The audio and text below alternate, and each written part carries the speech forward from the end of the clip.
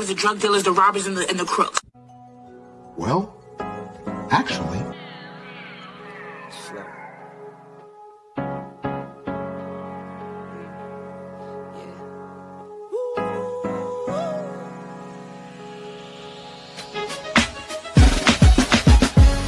Yeah, I'm watching the rise, and I wouldn't say I'm shocked cause I'm hardly surprised.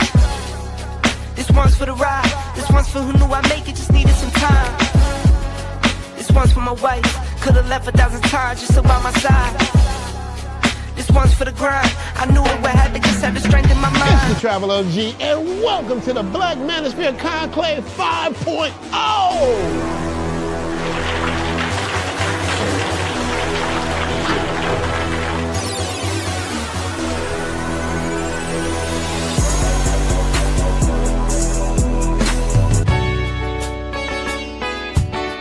We got started in 2021 in Atlanta, united in the pursuit of excellence in all things. It's been one hell of a ride. Can I tell you what's on my mind? Cause I've been thinking about it for quite some time. Hey, can you give me a moment to declare my love?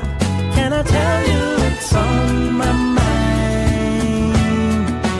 We're now focusing more on opportunities for men, in particular passport bros. Guys who go abroad, they want to have a different lifestyle, they want to have a different achievement abroad. Oh yeah, there's without a doubt the narrative has changed for us greatly. I just finished speaking and having a chance to tell individuals about how to live the American dream outside of America. And I was here to help so many men when it comes to understanding what they need to do in order to relocate. With the political climate, things that are happening worldwide, guess what? Nobody's coming to save us. So it is indicative that we all bound together, tighten up like a fist, and strike a mighty blow against everything that's fighting to stop us, man. It's nothing but good, positive people, good, positive energy with one goal in mind, and that is to make money, get the hell out the matrix, and enjoy your life. You dig? So shout out to all of y'all. Theme music. Yo, what's going on, y'all? This is your man Marcus A. Brown, and I'm here to tell y'all that I just got done with my first consultation with the brother Andre of Love Crossing Borders. I just wanted to give him his praises. I need y'all to do two things if you haven't already. If you haven't, subscribe to his YouTube channel, Love Crossing Borders. Also, if you are going to Colombia, if you're thinking of going anywhere, traveling internationally, please consider booking a consultation with the OG Andre of Love Crossing Borders. You will not be disappointed. And y'all, get in tune with him if you haven't already. Tell him MAB sent you. Peace. Where are all the black men? And I'm not talking about the scammers, the drug dealers, the robbers, and the crooks. Well, actually... Well, actually, they are here with Andre and Andre's Love Crossing Borders. Yes, sir. Shout out to all you guys that are here. Glad you guys are having a great evening. I'm having a great evening now. I don't even know what night it is. Wednesday night? Thursday night? I don't even remember what night it is. Shout out to all you guys that are here for this particular topic. I believe it's Thursday night. I want to say this now. When you live in other countries, man, you can stay so busy that you don't even get a chance to look at the calendar, man, to sit back and see what day it is. Shout out to all you guys that are here with Andre and Andre's Love Crossing Borders. Look like the stream is working a little better tonight. Yes, looking smooth right here. So shout out to the Wi-Fi, and shout out to the fact we got a great topic for tonight. Oh, we got a doozy. Every time you think that it's safe to go in the water, and you're thinking that the passport sisters aren't going to be on some type of buffoonery, oh, well, they don't let you down. Once again, we've got footage of passport sisters talking about the trials and tribulations of dating in other countries. And I mean, they are going through it. So shout out to all you guys that are here that are not going through it when it comes to dating in other countries. Glad to see you guys here. Let's get ready to get started with the shout outs. We got 20 guys in here already. Glad to see you gentlemen here, man. I am just in a great mood, man. Kid you not, man. I just finished doing my kettlebells earlier, and my kettlebell exercises. So I got ready to walk downtown Cali, right? So that's a nice little walk. You walking about a good 5-6 miles, right? And so I'm walking, and I've got halfway through, and all of a sudden, I usually do a shortcut through Chippy Choppy Mall. Anybody that knows what Chippy Choppy is out here out north in Cali, Colombia. And I'm doing a shortcut through. I not only run into Andrea just sitting there, just having a cup of coffee by herself, because she just got back from her French classes. I run across a table full of you guys right behind Andrea. And I'm thinking like, okay, this was meant to be. So shout out to the brothers that I ran across earlier today. You guys that are in Alto living right down the street. Shout out to you, to my man Andrew. Shout out to Tay, and shout out to my other brother who I got a chance to hang out with for a few minutes earlier today. Glad to see you guys, man. And it was great to see Andrea just sitting there, just minding her business. And I'm going for my walk, and I'm like, okay, let me continue to walk. So I stopped for a second, had a cup of coffee with Andrea, just made my day. So she went ahead and went on about her business. You fellas went on ahead about your business. And I went on ahead, continue on enjoying the day walking. So I had a pretty good day today, man.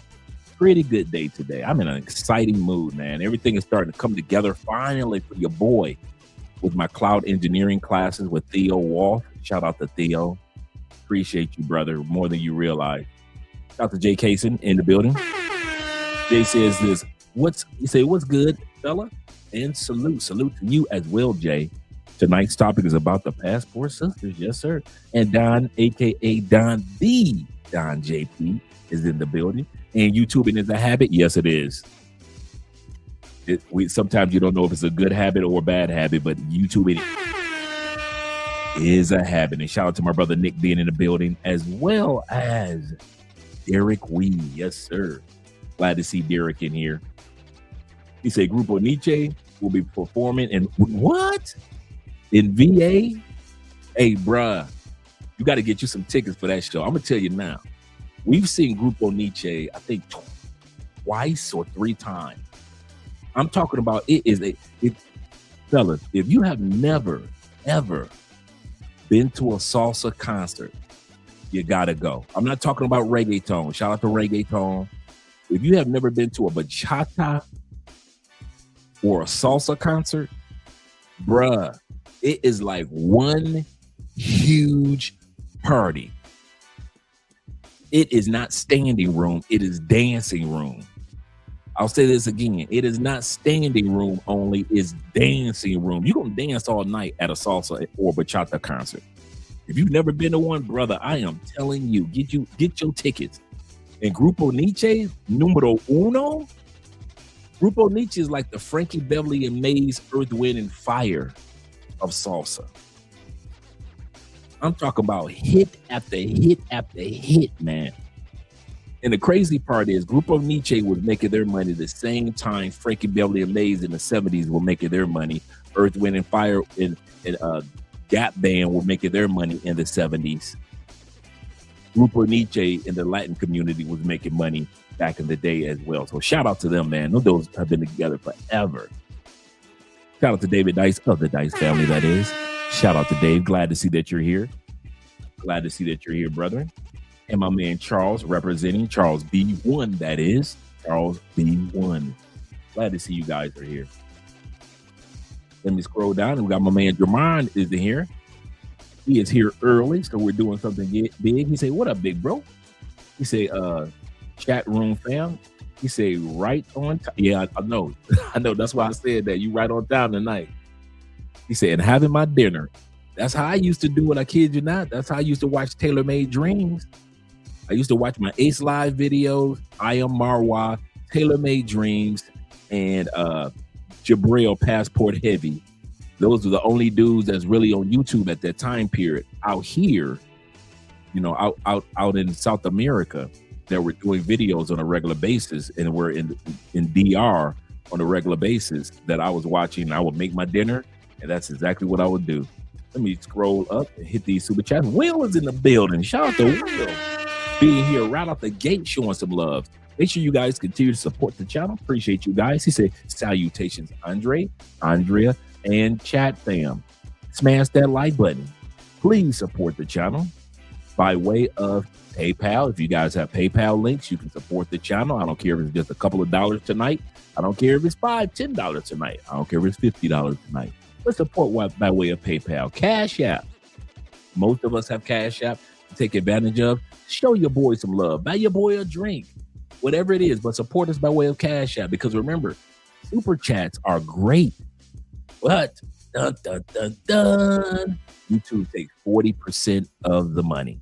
So when you guys send $100, YouTube takes 40% of that. $40. So shout out to all you guys that support by way of PayPal and Cash App. But let's not forget and let's not take for granted the super chats as well. We appreciate that, guys. We really do. It really does help the brain do a lot of things. You say sometimes it really doesn't sink in until you really already in the unforeseen bad situation. That's absolutely correct. Sometimes it really doesn't sink in until you're already in unforeseen bad situations. That's so true. And a lot of times like that for the passport sisters. Shout out to my man Activo over there in the Nordic. Yes, we haven't forgotten Activo. Shout out to you. In the Nordic. He said another classic. Oh, we're gonna have some fun tonight. We're gonna have some fun tonight, guys. Get your popcorn out. The sisters, yeah, they ain't looking so good again. David Dice of the Dice family is in the building. He said, Dre, I just got Nitro Elixir Silver, Red, Blue, and White. Legendary purchase. My next purchase is the white. The Nitro. Now, we talked about this brand last night, so just in case you guys are wondering what he's talking about.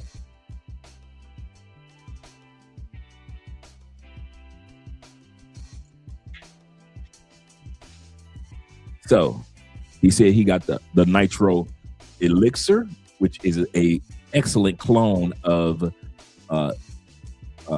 YSL Myself. That's what that is. This is a clone of YSL Myself. It's only like $25-$30.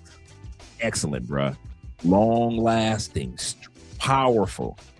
So he's got the silver. He's got the Nitro Red. They have two Nitro Red Intense, and then the watermelon scent of Nitro Red Intense Lee, L-Y.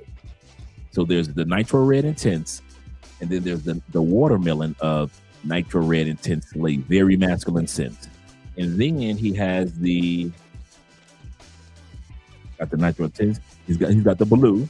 I don't have the blue, and my next one is the white, but I do have the Nitro Red Intense, which is a clone of, as we talked about last night, a clone of Creed Absolute. Not Creed Elixir, but my favorite is Creed Absolute. And speaking of Creed, that's the cologne I'm wearing tonight, which is the Creed Green Irish Tweed.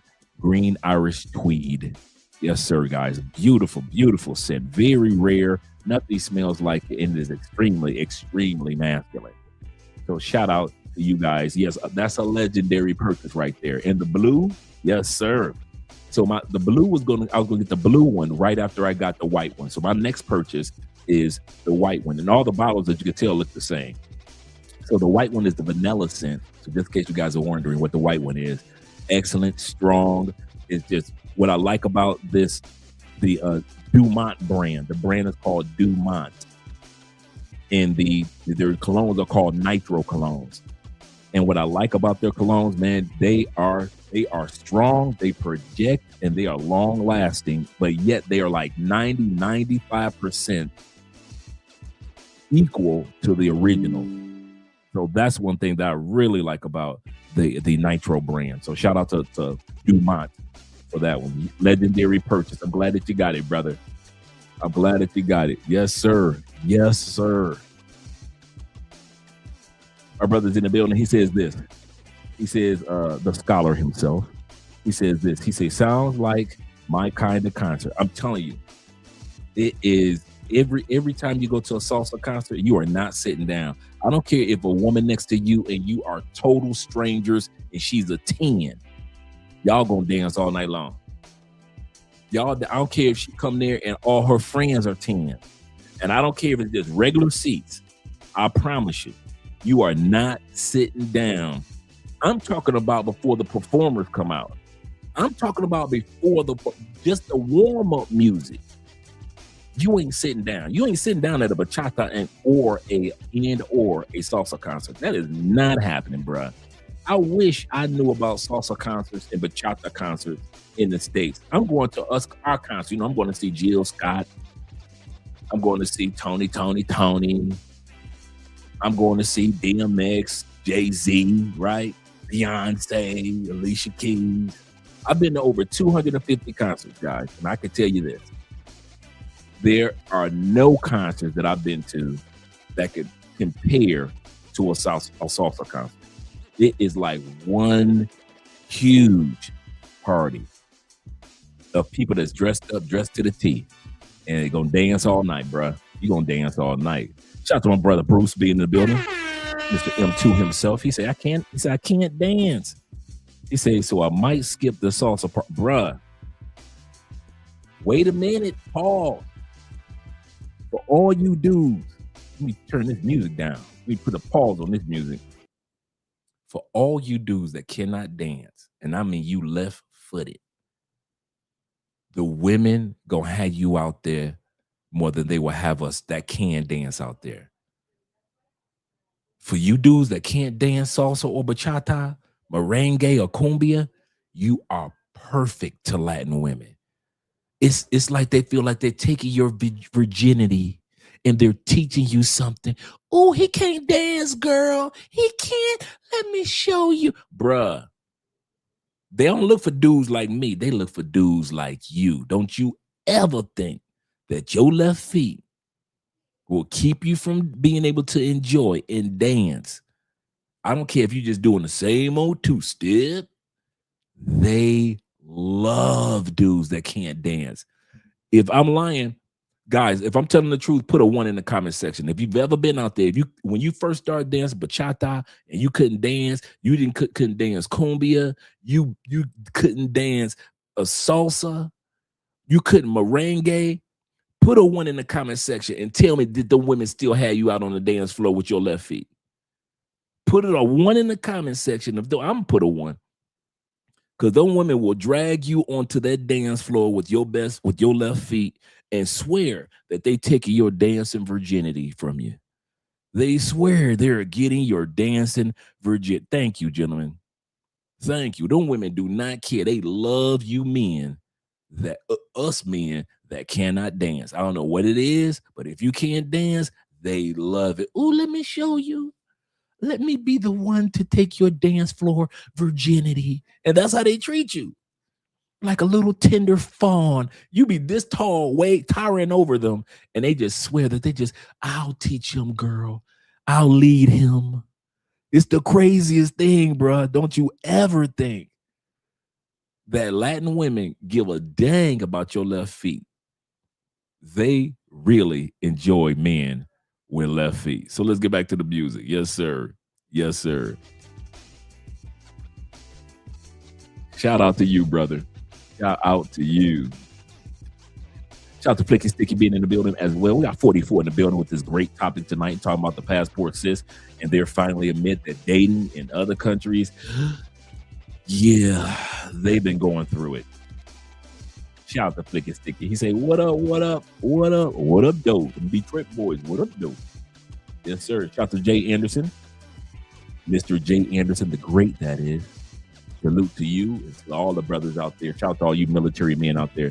He said, Andre, and of course, the man of the evening. Andre and Andrea love crossing borders. Appreciate you, brother. Appreciate you. Shout out to Charles B. in Mexico. Yes, sir. Enjoying yourself, living your best life. He said, appreciate you all for the masculine energy. Oh, yeah, this is the barbershop in here. This is a place of truth. Oprah coming next. Yes, she is. Yes, she is. Once I establish this as a place of truth, yeah. Oh, yeah. Yes, sir. You say, Dre, getting ready for the next fragrance live stream I see. Next week, we're going to be doing a fragrance live. Well, actually, next month, we're going to be doing a fragrance live episode, another one. So get ready, guys. So all you guys that got new colognes and everything, what happens with the fragrance episode? I dropped the link and you guys can come up. And last time it was like 6 or 7 of us that came up, and you guys can share your cologne collections. I don't care what you got. I don't care if you just got 2 or 3, whatever it is.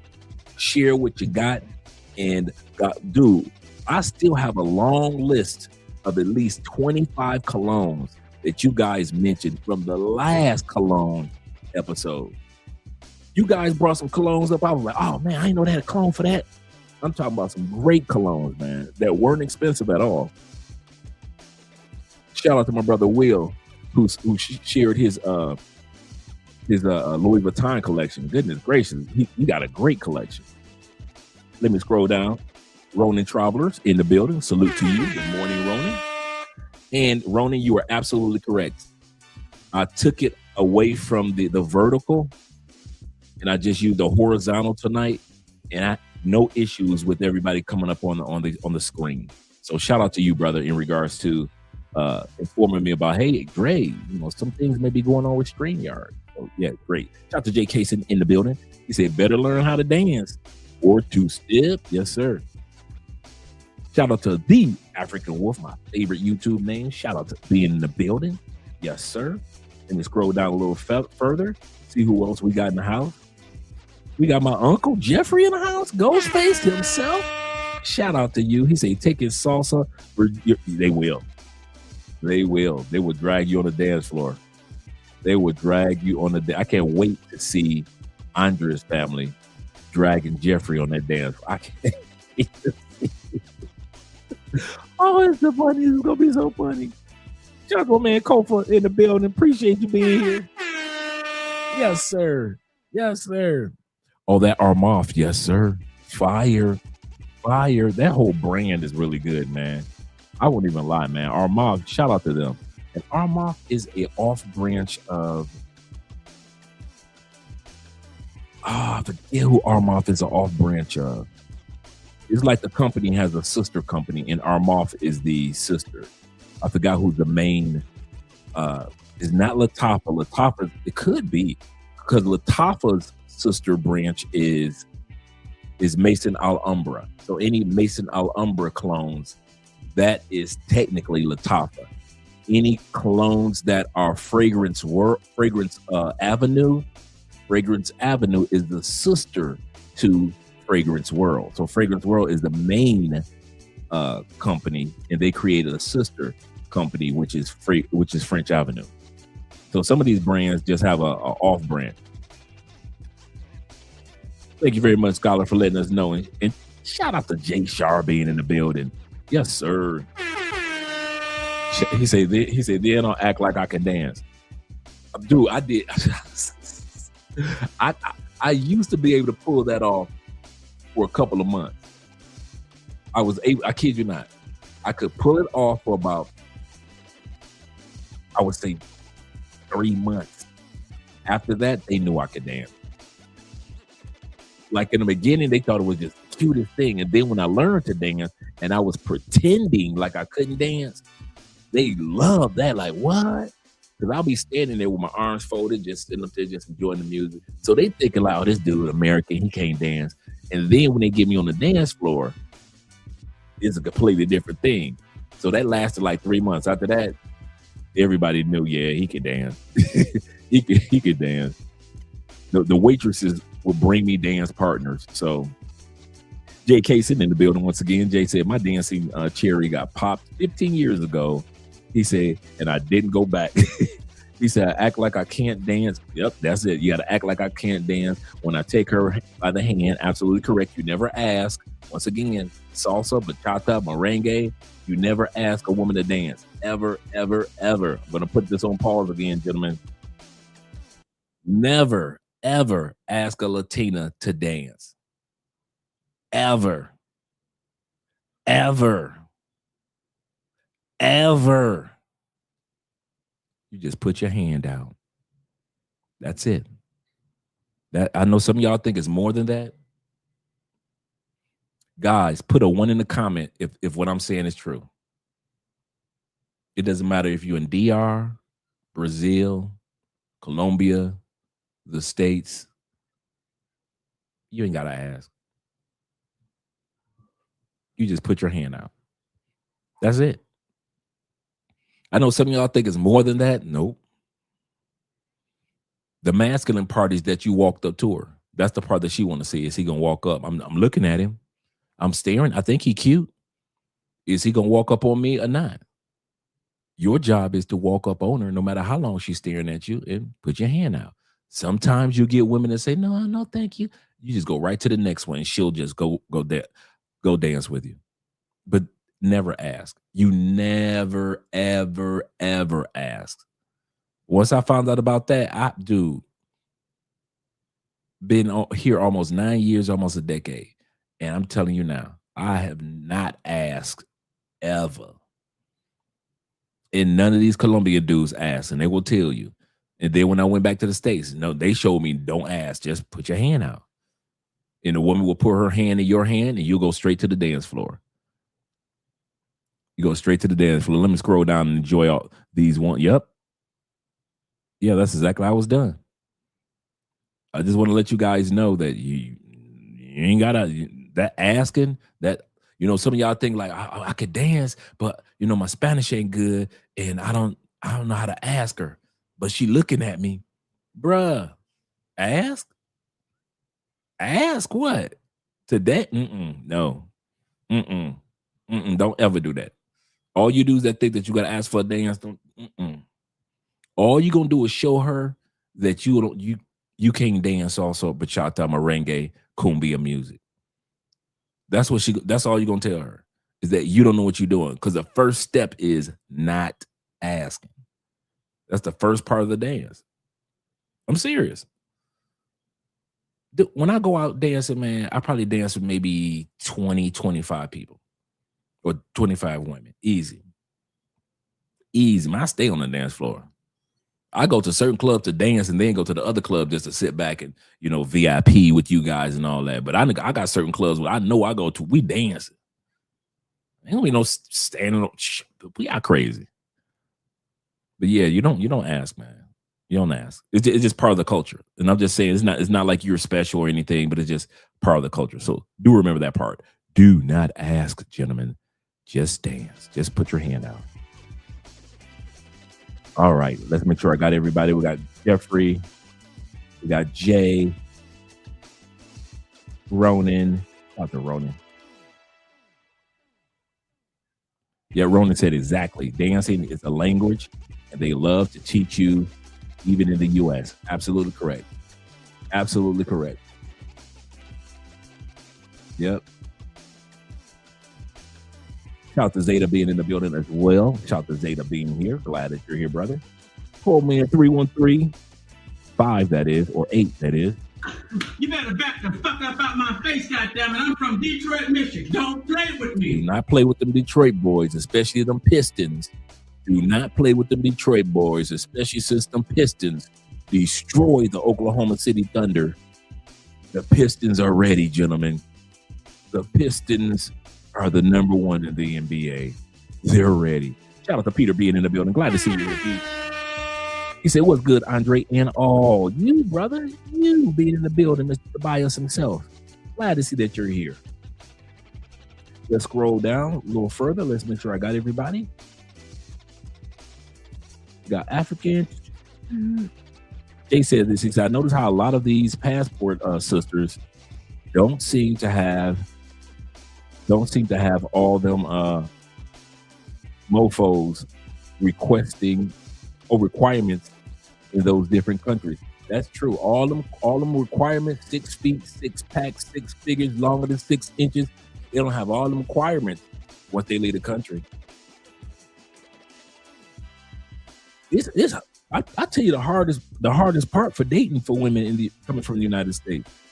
We're gonna talk about that in a second. He said, man, I got pulled on the floor so much.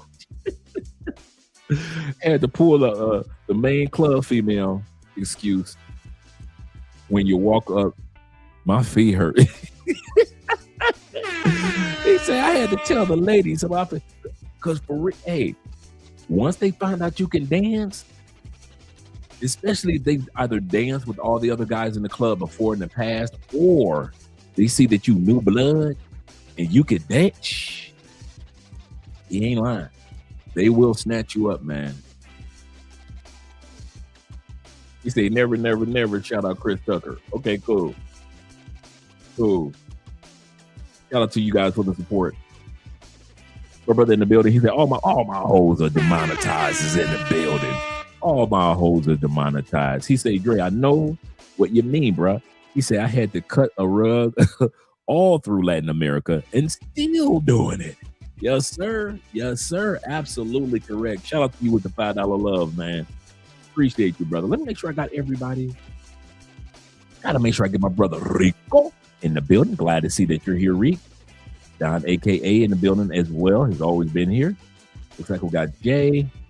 Looks like I got everybody. If I miss somebody, blame it on my head, not my heart. Leave a comment, and I will give you your shout out, brother. All right. Ronan says this. He said, it's the hypocrisy for me. He said, but Andre Love Crossing Borders, we do have to say in other countries, they know more. They know you're more stable than their men. That's true. That is true. And we need to do an episode on that. I've been thinking about that one for years. That is so true. He says some requirements don't require more than they do of their men. Absolutely correct. That's absolutely correct. He said some require more than they do of their men. So true. He said, what you start stepping, you can't. They stop. That's for real. That's for real. Especially once you get to know all the songs, like you be like, oh, that's my jam. Because some of us got some salsa songs, man. We be like, I gotta hit this. Andrea knows there are certain salsa songs, we hitting the dance floor. That ain't no doubt. There are certain songs that come on. I'm like, man, that's my jam right there. That's my jam right there. Shout out to my man Rafi Lake being in the building. Glad to see you here. He said, salute Andre, Andrea, and the chat family. Speedway, Indiana boys, the Midwesterners. Shout out to all you guys out there in the building. Let's go. Peace, love, and blessings to everyone. Yes, sir. Yes, sir. Yes, sir. Let me change the music up for us, gentlemen. We're about to get a little somber for a moment.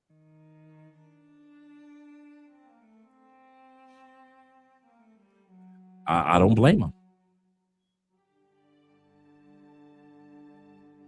I don't blame the passport sisters for being upset when they go to these other countries and they see you smiling in the country of smiles, such as the Philippines, in Thailand.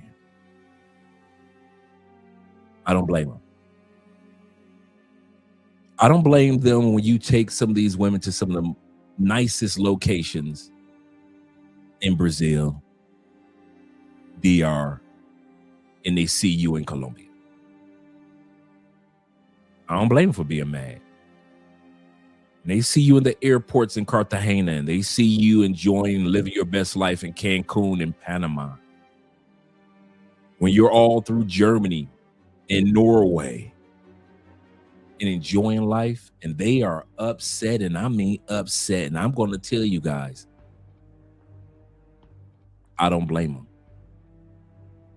They literally thought that they could leave the United States, and in many cases, child in hand. I'll say this again. In many cases, they left the United States with 1 or 2 children along with them. And they assumed that they can scoop up they can scoop up the local men of these other countries just as easily as we could scoop up the local women in these other countries. And as time is progressing, these women are starting to realize this is a losing battle.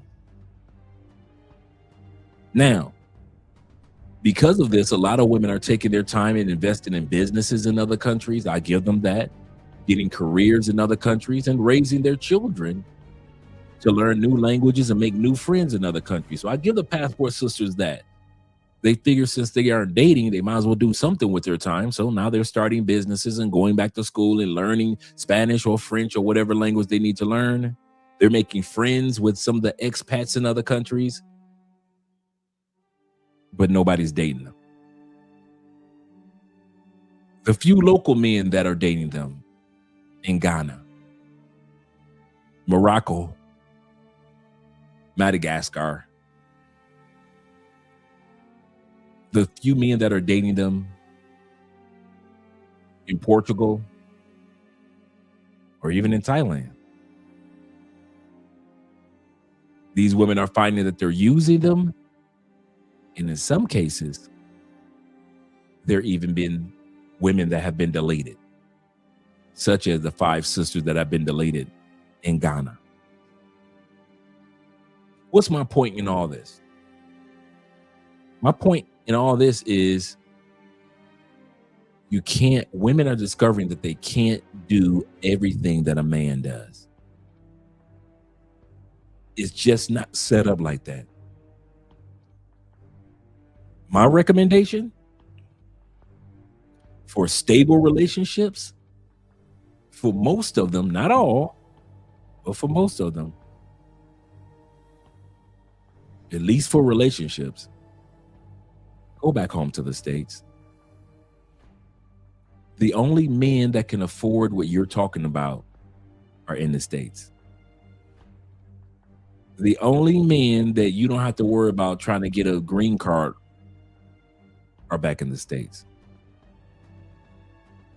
The only men that you know that have their own car and not trying to get money off of you to buy a car, back in the States, sisters. Well, ain't no good men in the States. Yes, there are. You just got to stop choosing toxic men. But if you think even the good men in these other countries can afford to be economically, can afford to be with you, they can't. And most of you are not going to go to other countries and pull a doctor or lawyer or Indian chief. You're going to try to pull normal guys in Thailand, normal guys in the Philippines, normal guys in Brazil, normal guys in Colombia and Mexico. And the average normal guy don't have the money to do what you normally ask men to do. So we're going to take time out, see what these passport sisters are all about tonight. And like I said, it ain't going to be nice. Shout out to the passport sisters. Let's get started. Yeah, that's a passport, sis. On your screen, that's a passport, sis. That photo is not from the States. Y'all thought I took a photo and put a female from the States that's still in the States on the thumbnail. No, that's a passport, sis. All 312 pounds of her at 5'4". That's your sister. That's your queens. Yeah, come on, all you pro brothers. No, all you brothers that's pro sisters. Stop it now. Stop it. All you Umarites. You Tariq Nasheedites. This is your sister. She might be your big sister. And I mean big. But she's still your sister. Show her some respect.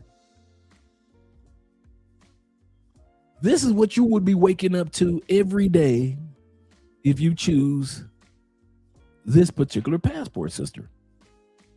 Now, we know not all passport sisters look like this, but this particular one and many others like her. He's only a child.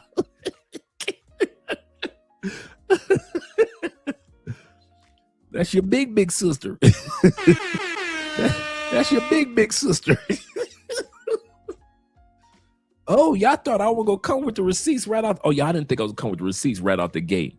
I haven't even started the video yet. Man. We can sit up here and just talk about this sister right here for a hot minute. This your people. Are you not entertained? Is this not why you're here? He said, but that normal Brazilian guy and the Panamanian guy still expects, he said, I mean, demand femininity. Looks like she ate my breakfast and hers, and she still wants more. Oh, man, y'all bringing the jokes tonight. Let's get started, gentlemen. Girl, it's time to book that ticket and get out of the country. Your man doesn't live in your city. I don't care what they tell you. Man, I'm jealous of them shoulders. I've been trying to work on my shoulders, get them big and burly. Even my shoulders don't look like that. Yeah, she doing the cornbread right. Talking about booking a ticket. Oh, your passport, sis. Your passport. Babe, use the passport. Use the passport. Look around. Look around. Look around. The pickings are slim. Get up. Book the ticket and get out. Now. There is a whole life waiting for you out there. Potentially a husband even. Did she just say the word slim? Did she just say the pickings are big girl? Don't do that. Don't you ever again use the word slim. What you've been picking to eat ain't slim. Don't use that again, girl. Girl, it's time to book that ticket and get out of the country. Your man doesn't live in your city. I don't care what they tell you. You stupid, bro. Oh, your passport, sis. Your passport. Babe, use the passport. Use the passport. Look around. Look around. Look around. The pickings are slim. Get up. Book the ticket and get out. Now. There is a whole life waiting for you out there. Potentially a husband even. A good one. A really good one. Take it from me. Get the fuck. He said they're going out to Africa and they are fronting the bill on everything. Y'all heard that? And this is not a man he's not just making this stuff up. He didn't just see some random article online. He's living in Africa. He does tours in multiple countries in Africa, is in relationship with people in Africa, lives there for a couple of months out of the year, from my understanding. So it's like, he would know. Us women out-earn the men. I hear that as well. Meanwhile, a lot of our sisters are going to the Caribbean, they're going to West Africa, and they are fronting the bill on everything. Again, they are. And not only are they fronting the bill for their man, they are fronting the bill and paying and also taking care of the family. Y'all, fronting the bill and taking care of the family. That's your passport, sisters. This is what I'm saying. It's like the hypocrisy right now is just like, it's stellar. I don't know if everybody knew this, but I didn't know this. If you lose your passport once, don't lose it twice. Because after the second time, you are going to be on like punishment or whatever, and you will have to renew your passport yearly. This is the first time this has happened to me, and I don't know if this will continue after I get the new one next year. But oh my God, that's a terrible punishment. I hate going to government-led buildings. The service is so bad, and everyone's so upset in there. And just, no one's trying to do all that. So that sister lost her passport twice. Not once, twice. My man, Player, in the mix. Shout out to you, brother. Player says this. He said, I'm sorry, sisters. He said, but their currency does not go as far as a US dollar. Preach. But feel free to go get rent. Feel free, because a lot of them do. On the bamboo, we already looked at the bamboo last week, didn't we? We looked at the bamboo last week. Don't make me pull up the bamboo video. Don't make me pull up the bamboo. Let me tell you what's up. If an African man is interested in you and you can see no fruit of success, he's needy, girl. He's going to exploit you to the best of his ability. And then because you're not going to be able to humble and respect him because you come from the West, and that is very difficult to do. Take it from somebody that knows. Take it from what Esther is saying. We're not lying to you. It's difficult to submit to a man who you don't need. He's going to exploit you and discard. And I know that this is hard, and I know I'm talking hard, and I know that it's a hard thing to digest when you really, really want something. But sis, I'm not saying that all African men are bad, because I could say like my husband was fairly good to me until the end. That feminist mindset will never work in Africa. She said my man was fairly good, her African. Because she's talking about African brothers. She said the African brother was fairly good until the end. Notice she didn't explain what happened in the end.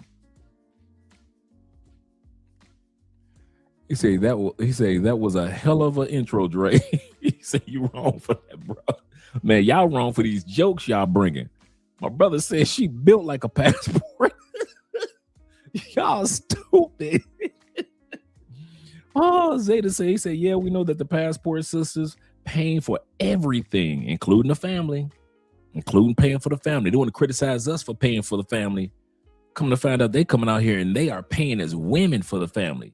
We as men, hey, we ain't got no problem with paying. That's throughout human history. Men have always paid. But women coming out here not only paying for the men, but paying for the family, a whole family too. He said they don't know how economics work. He said, but them Africans not tripping. Absolutely correct. Yes, sir. And he says this. He said a lot of passport sisters are down bad in Africa. That's true. He said even coming up deleted. Yep, 5 sisters last year. 5 sisters that came up deleted in Ghana. He said getting out there, going out there with no protection. Absolutely correct. Cortez says this. He said Chinese women have no problem submitting to African men, though. He said they make more, even though they make more money than Keisha. That's a good point. That's a real good point. Zeta says this. He said that's not the Africans' fault. y'all should have did the research. That's so true. Let's go back to the video. That's so true. It ain't like he lying. Board bros.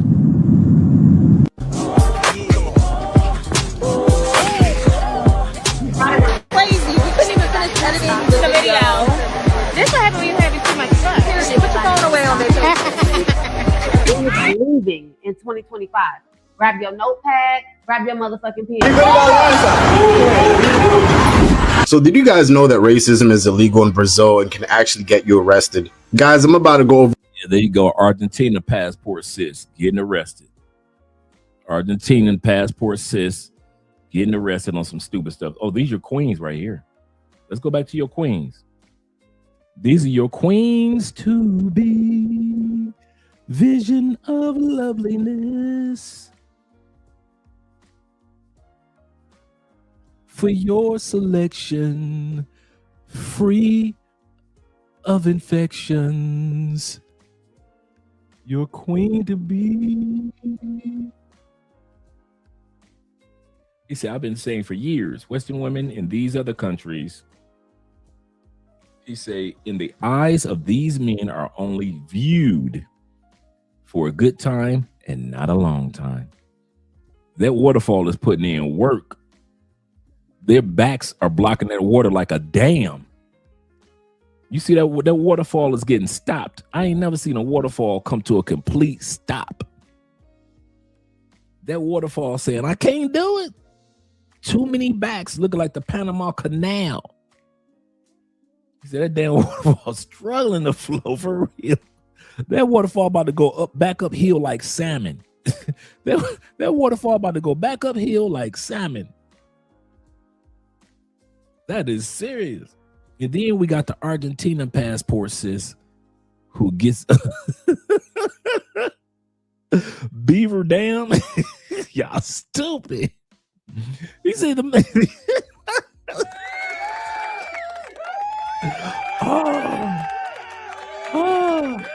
I guess that's what they call down.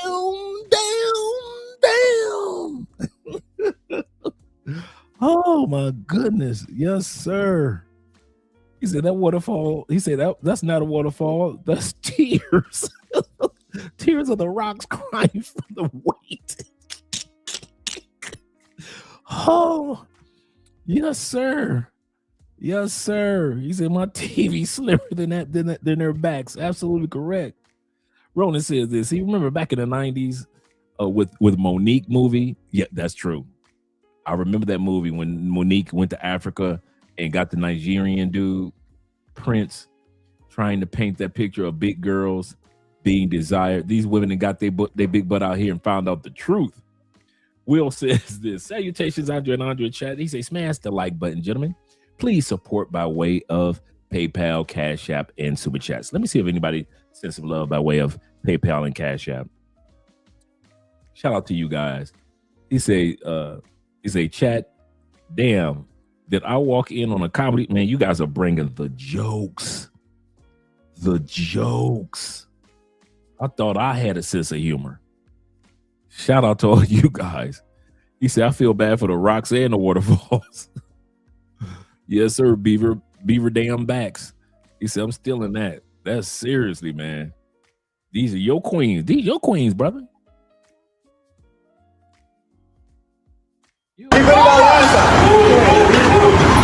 So did you guys know that? Yeah, Argentina chick got arrested in Brazil. Racism is illegal.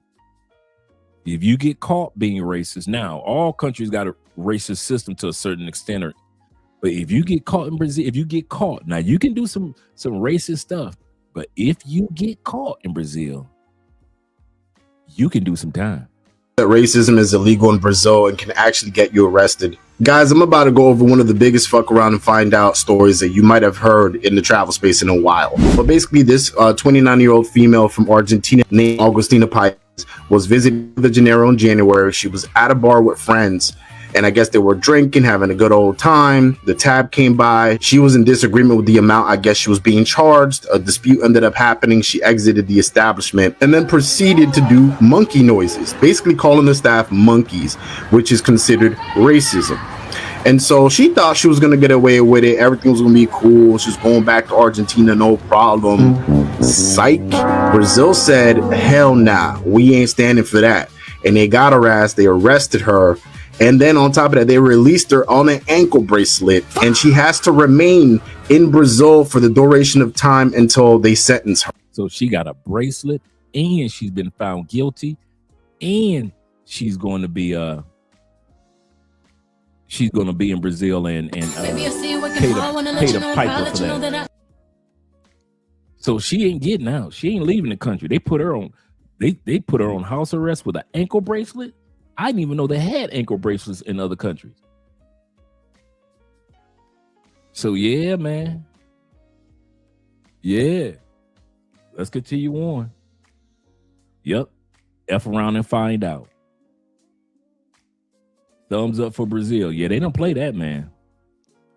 Coming from Argentina. And everybody know how racist Argentina is. And you thought you could come to another country and do what you just did? Come on. You asked for that one. You asked for that one. And she could be sentenced to 2 to 5 years of imprisonment. So she's already found guilty. And she's looking at 2 to 5 years of imprisonment.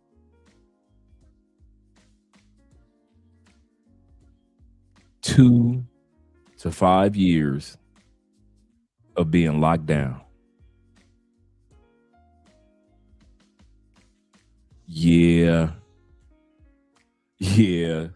Stupid. Shout out to my brother Dre in the building. Glad to see you here. Shout out to my man Chris Jeezy as well in the building. What's up, Chris? Shout out to you. Will say, sadly, she will get away with that bad behavior in the U.S. Absolutely correct. That's the sad part. In the U.S., she would get away with it. Shout out to my brother Obadiah with the $5 love over on the Cash App. Shout out to all you guys that are supporting over on the Cash App as well. My man Andrew Craig says this. Shout out to Andrew once again. He said, because she's from Argentina, that's a 3 years minimum. Yeah, you know they're going to throw the book at her.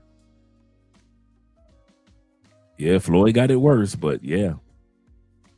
We're going to have to do an update on what's going on with Floyd. We'll have to do an update on that. 2 to 5 years for racism. Yes, gentlemen. 2 to 5 years for doing some racist-ish. Yep. Let's continue on. Okay, so Brazil does not fuck around when it comes to racism, guys. Make sure you're doing your research when you're going to a different country before you end up getting locked up for something stupid. I know people that have been locked up for smoking cigarettes, smoking weed overseas, and I'm not even trying to say that racism is something you guys should be doing overseas. Like, obviously, learn to be a bit more open-minded and not be ignorant. I don't condone racism, but in this case, this idiot didn't realize that racism is illegal in Brazil. She thought it was like Argentina where you could say and do whatever you want. But in Brazil, you can't do that. And they locked her ass up, and she found out very quickly that you can't fuck around in Brazil. So guys, before he goes any further, shout out to my brother in the building, Growth with the $2 love. And he says, don't forget, Argentina is where a lot of Nazis fled. Absolutely correct. Here's a trivia for you guys that we're going to be doing. Do you know? Because I didn't know this for a couple years. I found out about this 2 years ago. Did you know that after the Civil War and the United States didn't do Reconstruction the way that the whites thought they would, guess what city, the country that a lot of whites fled to, a lot of racist slave owners fled to this country, still have a huge population in this country and celebrate different Confederate celebrations to this day? Nope. But you're close. Brazil. We're going to do a special on that one. A lot of racist whites, slave owners, because remember, they gave them reparations after freedom. They economically gave them reparations. A lot of people forget about that. Yep, Southern Brazil. Absolutely, Chris. Yep. They gave them reparations, and instead of staying in the States, thousands of racist former slave owners moved to Brazil and still have major Confederate U.S. celebrations. They still do. Yep. A lot of guys didn't know about that what happened to the slave owners, because we know about what happened to the slaves. They either left the United States or they went to Libya, which was the United States providence for freed blacks. They either went north to Canada or they just stayed in the States. But what happened to the slave owners? Well, a lot of them went to Brazil. Yep, they have the Confederate flag. Yep, absolutely correct. Yep, absolutely. He said, I knew about the reparations, didn't know about Brazil. Yeah. Yep. They actually went to Brazil, man. It's crazy. Crazy. Yep. You know what I like about the travel space? You get to learn global history, and you get to learn about stuff about your own country that you never even knew from a global perspective. I have never heard in the United States what happened to the slave owner. For example, I didn't know about the reparations of slave owners until I left the United States. For some of you guys, like my brother, he said, I already knew about that. But most of us didn't. I didn't know that they came to Brazil, and I didn't even know the Nazis went to Brazil until I started traveling. I didn't know that the Philippine and Spanish community were one. I didn't know that. Some of you military guys may have known, but us mere mortals in the United States, we didn't know that the Philippine community and the Latin community were one. I didn't know that much of South America's community throughout its history were Filipino. I didn't know that. I didn't know that part of Filipino language is Spanish. The things you learn when you're traveling now, man. It's amazing what we learn. He said all that celebration side and lost the Civil War. Yup. Yep. He said, what's the holiday for former slave owners? I don't even know. But I have seen the videos. I kid you not. That I have seen. I just haven't put everything together. We're going to do an episode that kind of like talks about that. We're not going to do a whole 3-hour episode on them, but we'll do an episode in regards to that. Where did they flee? Especially while it's Black History Month. I got a couple of videos coming out for that. Let's continue on, gentlemen.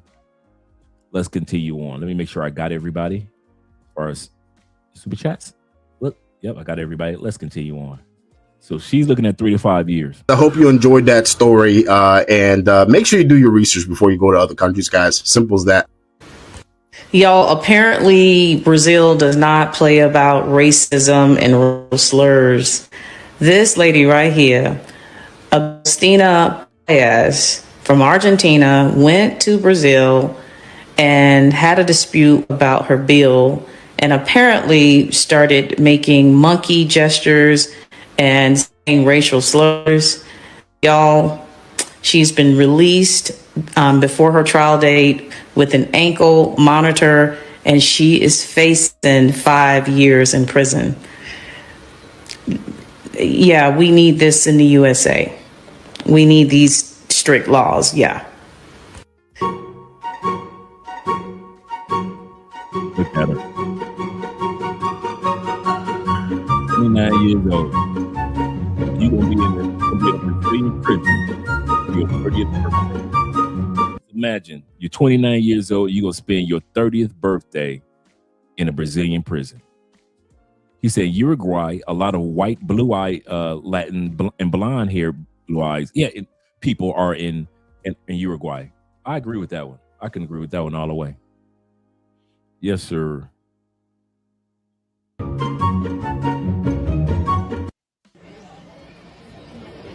I can see that. We got another one out there acting a fool in Brazil. Locals in Brazil see a white dude arrested, an Argentinian tourist looking at the flag, who was insulting 2 black workers by calling them monkeys. And they came and arrested his cracker ass. Also attempting to bribe a police officer during his detention. So while they grabbed him, he tried to throw some money at him because he white and he Argentinian and he think he was gonna get away with it. And they said, yeah, we gonna really lock your tail up now.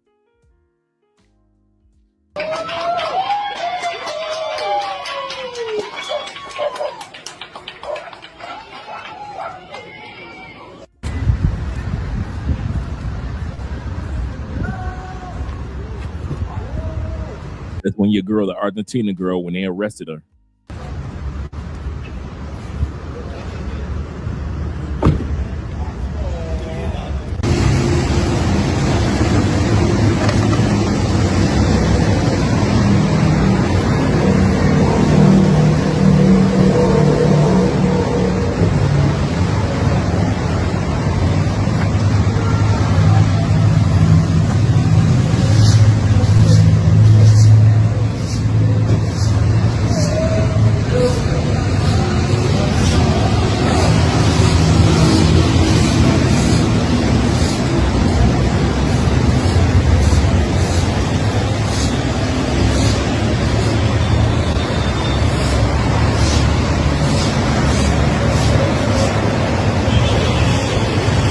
Today, I met a passport bro and I put off the biggest time of my life. I love being a bilingual queen. Stop playing with me. I'm walking on the street. He like, hola, mami. I'm like, ¿cómo tú estás, papi? ¿Qué tú quieres? He like, oh. So y'all thought this chick, here we go. I don't blame her. I'm gonna say this again. This sister was in Medellin. For all you Medi heads, this sister was in Medellin. She videotaped herself. This was real. suckering one of you passport bros out of a meal by using her Spanish. I don't think she lying. Because you know what? I'm going to tell you why I don't think she lying. Because there's always some dude that gets off that plane that'll sleep with anything. It's always the Pookies, the Ray Rays, or the Paw Paws that will sleep. There are dudes that get off the plane. They don't come to Colombia to sleep with attractive Colombian, Brazilian, or Venezuelan chicks here. No. They will sleep with anybody as long as she speaks Spanish and he just so happen to be in this country. There are dudes like that that do not care. They will sleep with Magilla gorilla looking chicks. Dude, come on, let's be real. This bad built sister right here, there's nothing attractive about her. And you guys walk up to her and talk about some hola mommy, and she threw the Spanish on y'all and got a free meal. You telling me that come on, fellas, y'all flew thousands of miles for this? You saved your vacation money and you flew to Colombia in Medellin of all cities for this? It's a lot of y'all out there that's doing this. This is not the first time that sisters from the States have used Spanish to get free meals, free drinks, free VIP from you stateside brothers. Y'all will sleep with anything. Y'all will sleep with anything. That's why half you dudes, if I was single, you wouldn't be in my circle. Andrea said this to me today. She said, one thing I can say about you, Dre, you are very finicky about who's around you. And I am. I kid you not, I am. I'm finicky, bro. And if you a dude that can let a chick that look like this, as unattractive as this chick is, if you a dude that think, oh my God, an Afro-Colombian, I don't care how Afro-Colombian she is.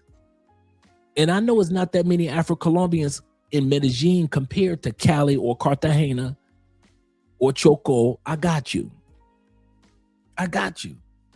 But ain't nobody this stupid. You ain't this desperate right here. You gotta be really desperate to be this desperate. Or you one of them brothers that back in the States, you slept with anything. And then when you get on a plane, you will sleep with anything. You saying hola mommy to this? This is the best that you could find in Medellin. All them fine women in Medellin. This is the best that you could come up with in Medellin.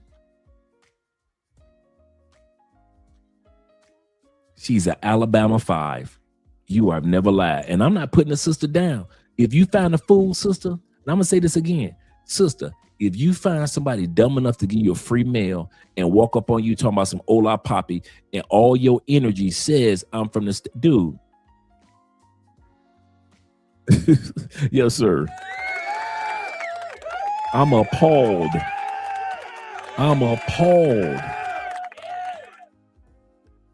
Yep, she lied for the attention. Got the recording. And I'm going to say this again. She ain't the first sister to do it. See, if she was the first one, I'd be like, maybe. No, she ain't the first sister to do it. I'm going to tell y'all something. I have only come across one time that, and I was dancing with the sister. And she was very attractive. But she couldn't step for two. I was like, where you from? She was like, what do you mean? I said, first of all, your English is clearer than mine. I said, where you from? What part of the States you from?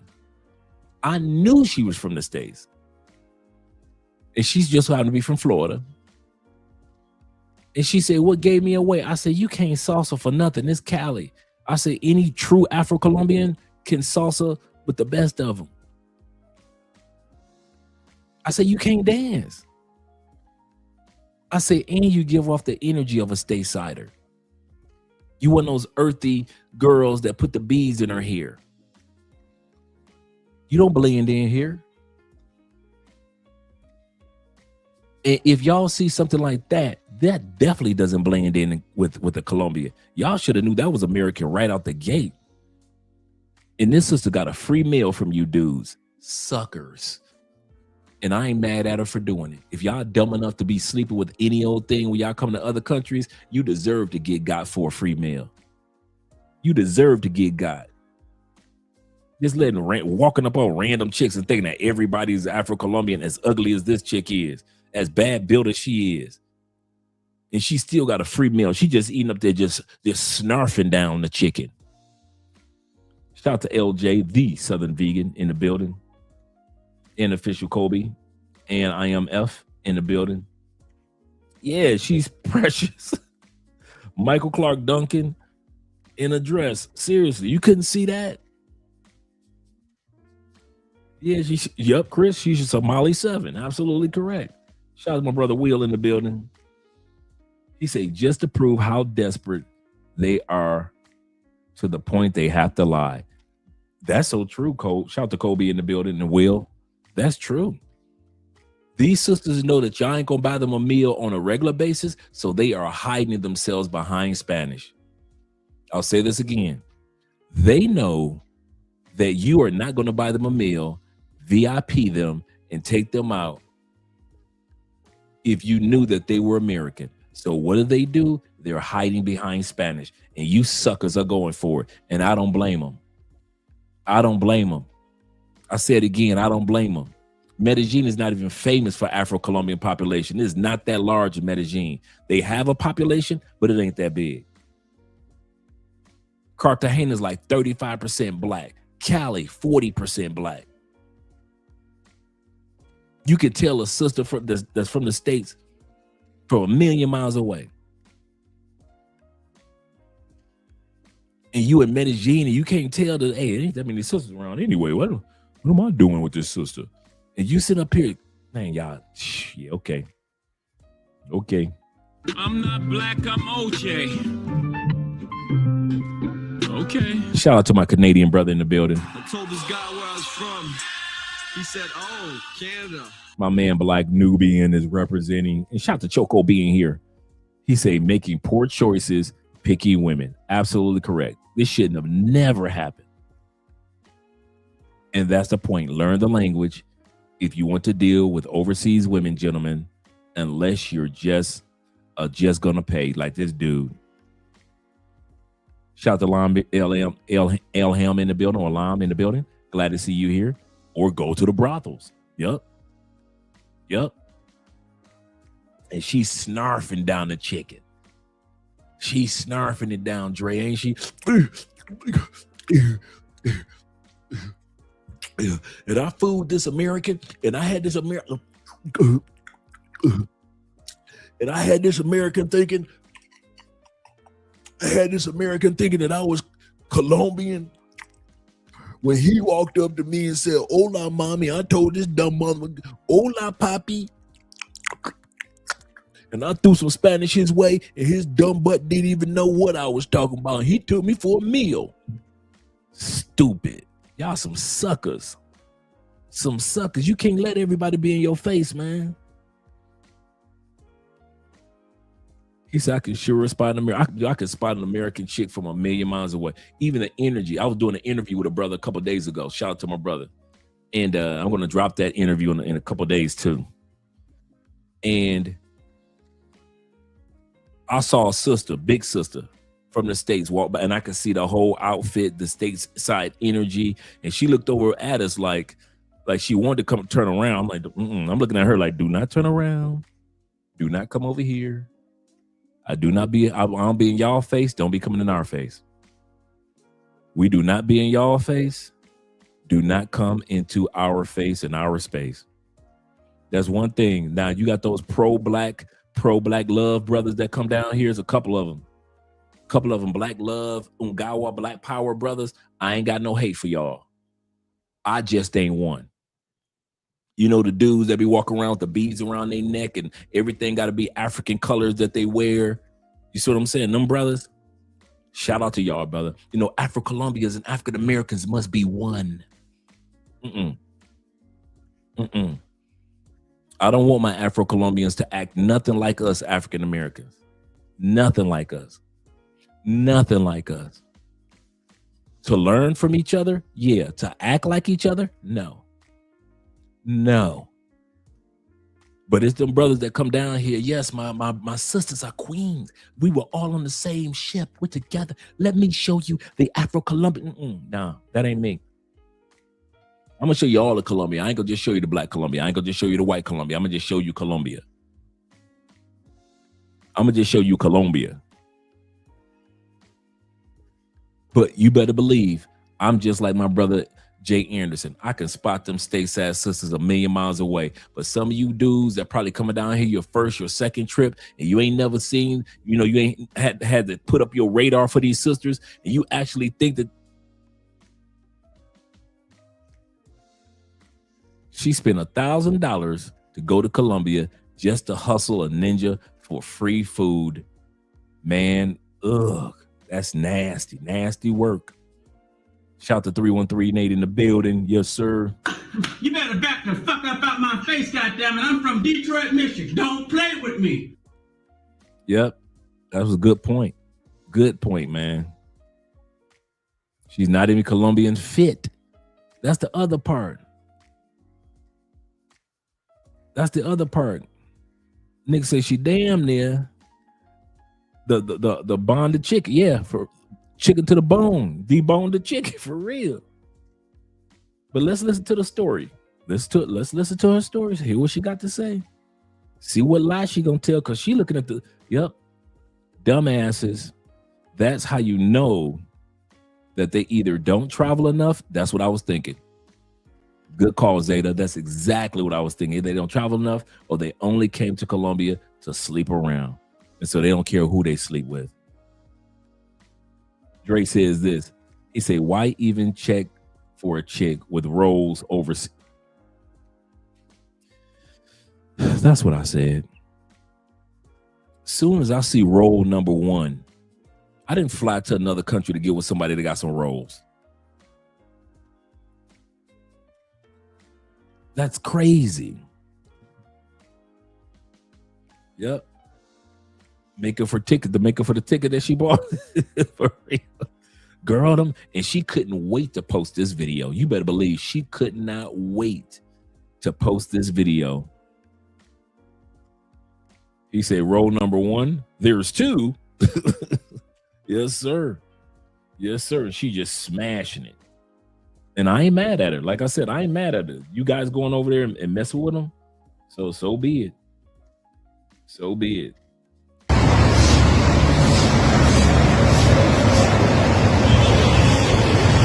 Today, I met a passport bro and I put off the biggest time of my life. I love being a bilingual queen. Stop playing with me. I'm walking on the street. He like, hola, mami. I'm like, ¿cómo tú estás, papi? ¿Qué tú quieres? He like, oh, hablas español? I'm like, claro que sí, papi. Yo, I'm really a troll. He like, no, habla español. I'm like, a mí no speak English. He like, okay. Eat, come here. I'm like, sí. I'm like, venga. So I always want to go to this spot called Sweet Georgia Cafe. So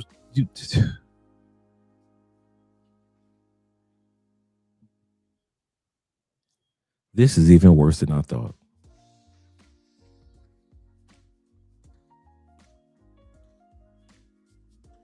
So you brothers, her Spanish is complete trash. I didn't even understand half of what she said. And I was like, what? Racist sisters taking Afro-Latinas opportunities. Took that. She said, I want to go to Sweet Georgia Cafe. So you didn't catch on to the fact that a female asked you to take her to Sweet Georgia Cafe, and you didn't catch that. Sweet Georgia Cafe in Medellin is the most American of the American restaurants that you can go to, especially. So you telling me that out of all the restaurants that you could have went to, you took a chick to a Sweet Georgia Cafe, and ain't none of them American niggas in there recognize that she was American. None of them. And y'all wonder why I don't hang out with everybody when I go out, when I travel.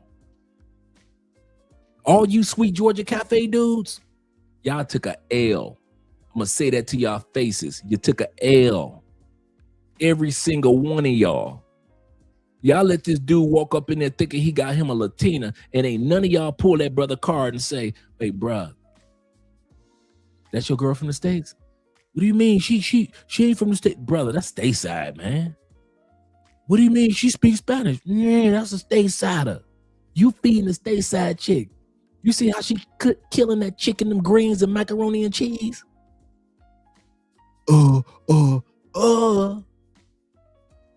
My ass. Me, you can hear.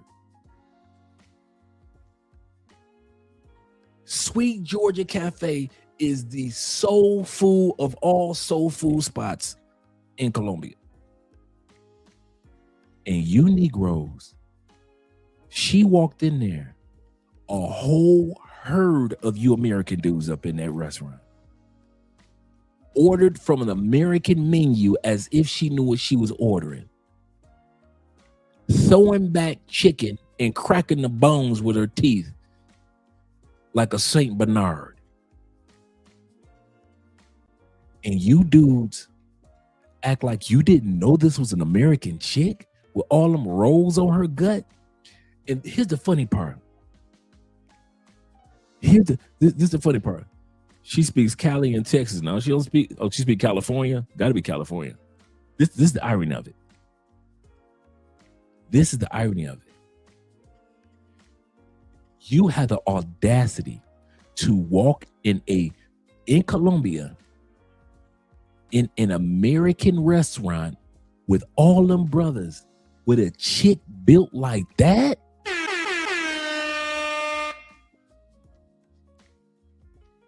You walked in, you thought you was doing something. You walk into a restaurant with a bad built chick in Colombia. You thought you was just doing it. You just walking in there like you John Travolta on Saturday Night Fever, huh?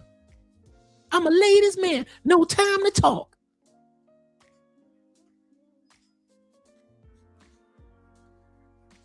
You just walk up in that mother, you like you just John Travolta in this mother. You just can't nobody. You just walking like you in the Green Mile, just walking through the corridor. You just big man in the Green Mile, huh?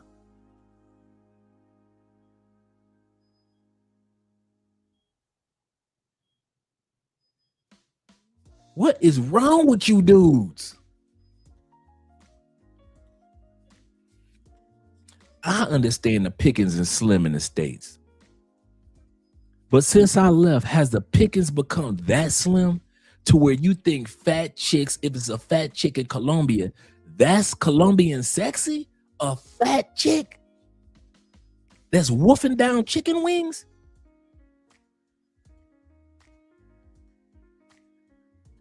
Boy, yeah, that's what my point is. That's why a lot of dudes, y'all ain't gonna see around me. That's why a lot of dudes, you do not see around me. It usually is like the same old dudes that's around me all the time. And I'm not talking about like I'm that dude. I'm just saying, yes, I'm funny style because I don't like dudes around me that don't know how to be around proper. I like being around you dudes that when I see you with y'all ladies, I be like,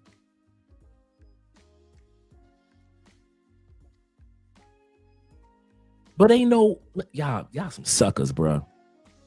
Y'all some suckers, and I don't blame her. Get your Sweet Georgia out of all restaurants in Colombia. Out of all of them. She said, I always wanted to go to Sweet Georgia Cafe. I ain't had the money for it. And I know what. I heard about it, but shit.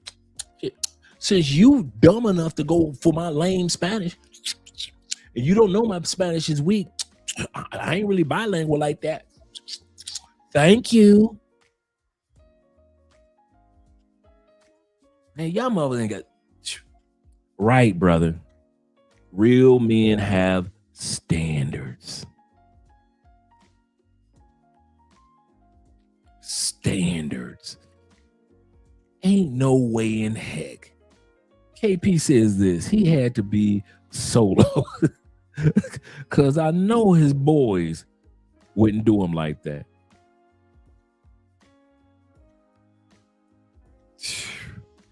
Let's listen to the rest of this mess.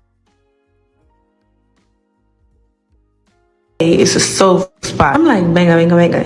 He come with me, he following me. I'm walking his ass down the street, acting like I own the city. Don't know where the fuck I'm going. I'm really looking at the GPS whole time. We stop at this soul food spot. She said, I didn't know where I was going. I was looking up the GPS the whole time. He followed me down the street.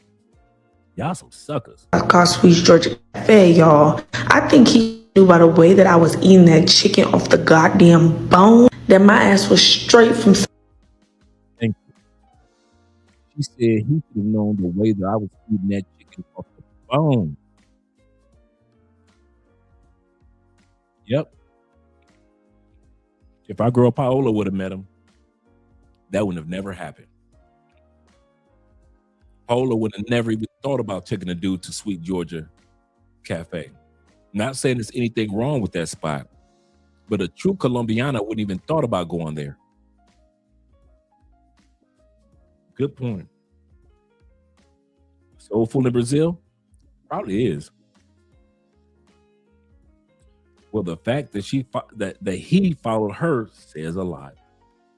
Somebody hood out the ghetto. But he ain't know I still order my food in Spanish, y'all. Me puede dar una coca, porfa? Give me that motherfucking Coke, bitch. Don't be fucking telling on me, ho.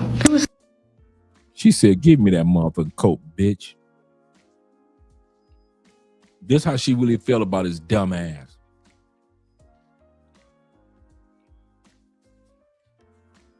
Give me that motherfucking Coke, bitch.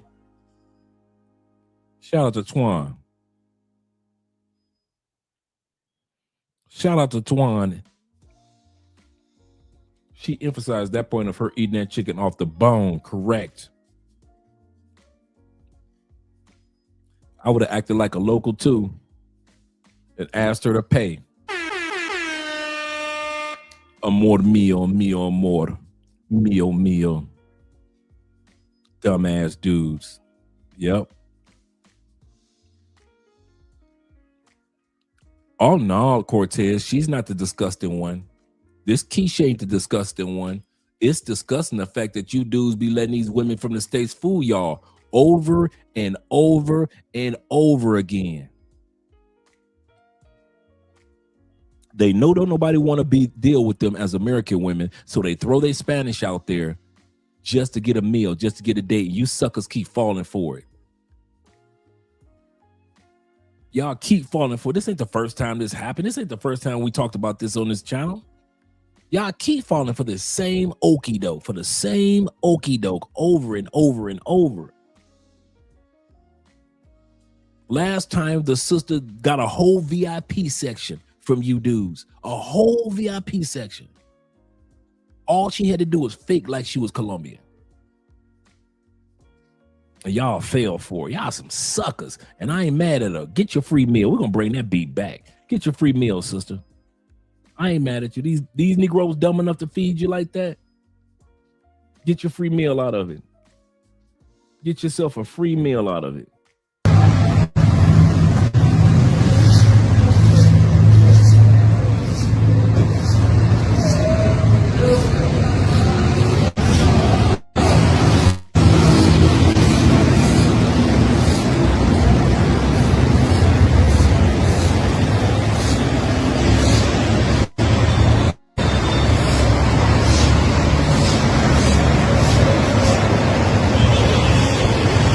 Today, I met a passport bro and I put off the biggest time in my life. I love being a bilingual queen. Stop playing with me. I'm walking on the street. He like, hola, mami. I'm like, ¿cómo tú estás, papi? ¿Qué tú quieres? He like, oh, ¿hablas español? I'm like, claro que sí, papi.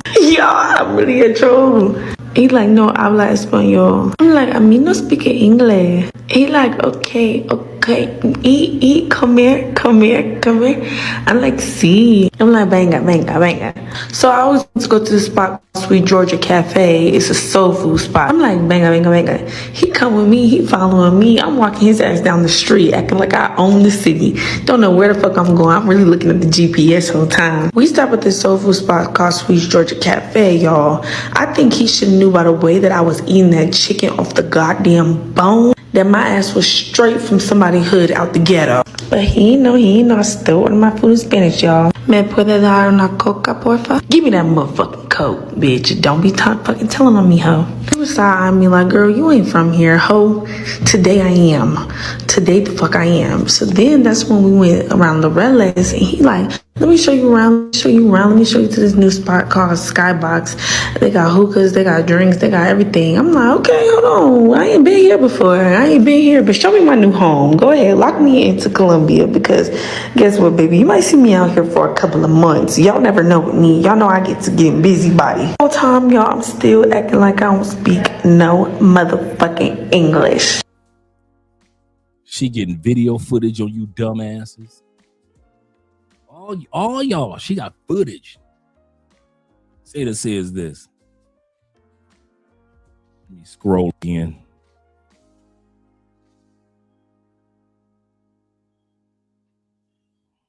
What in the haberdashery and hemoglobin?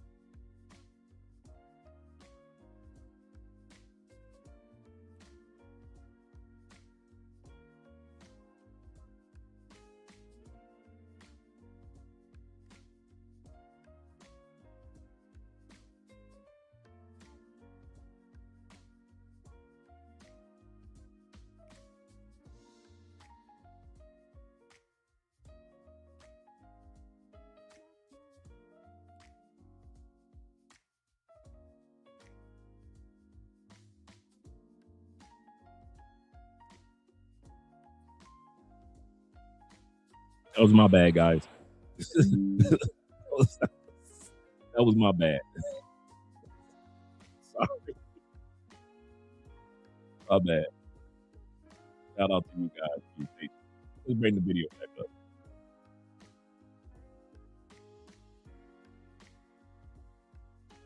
Girl, it's time to book that ticket and get out of the country. Your man doesn't live in your... Girl, it's time to book that ticket. He like, hey, banga, banga, banga. He come with me, he following me. I'm walking.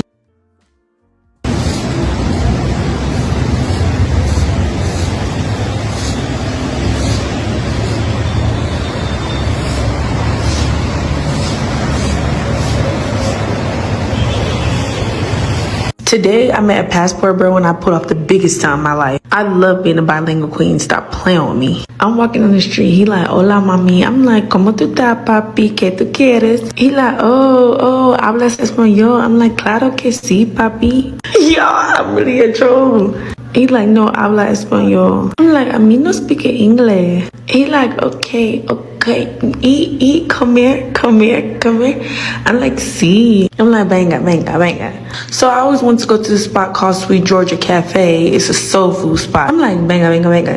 He come with me, he following me. I'm walking his ass down the street, acting like I own the city. Don't know where the fuck I'm going. I'm really looking at the GPS whole time. We stopped at this soul food spot called Sweet Georgia Cafe, y'all. I think he should have knew by the way that I was eating that chicken off the goddamn bone that my ass was straight from somebody's hood out the ghetto. But he ain't know I still ordered my food in Spanish, y'all. Me puede dar una coca, porfa? Give me that motherfucking coke, bitch. Don't be fucking telling on me, ho.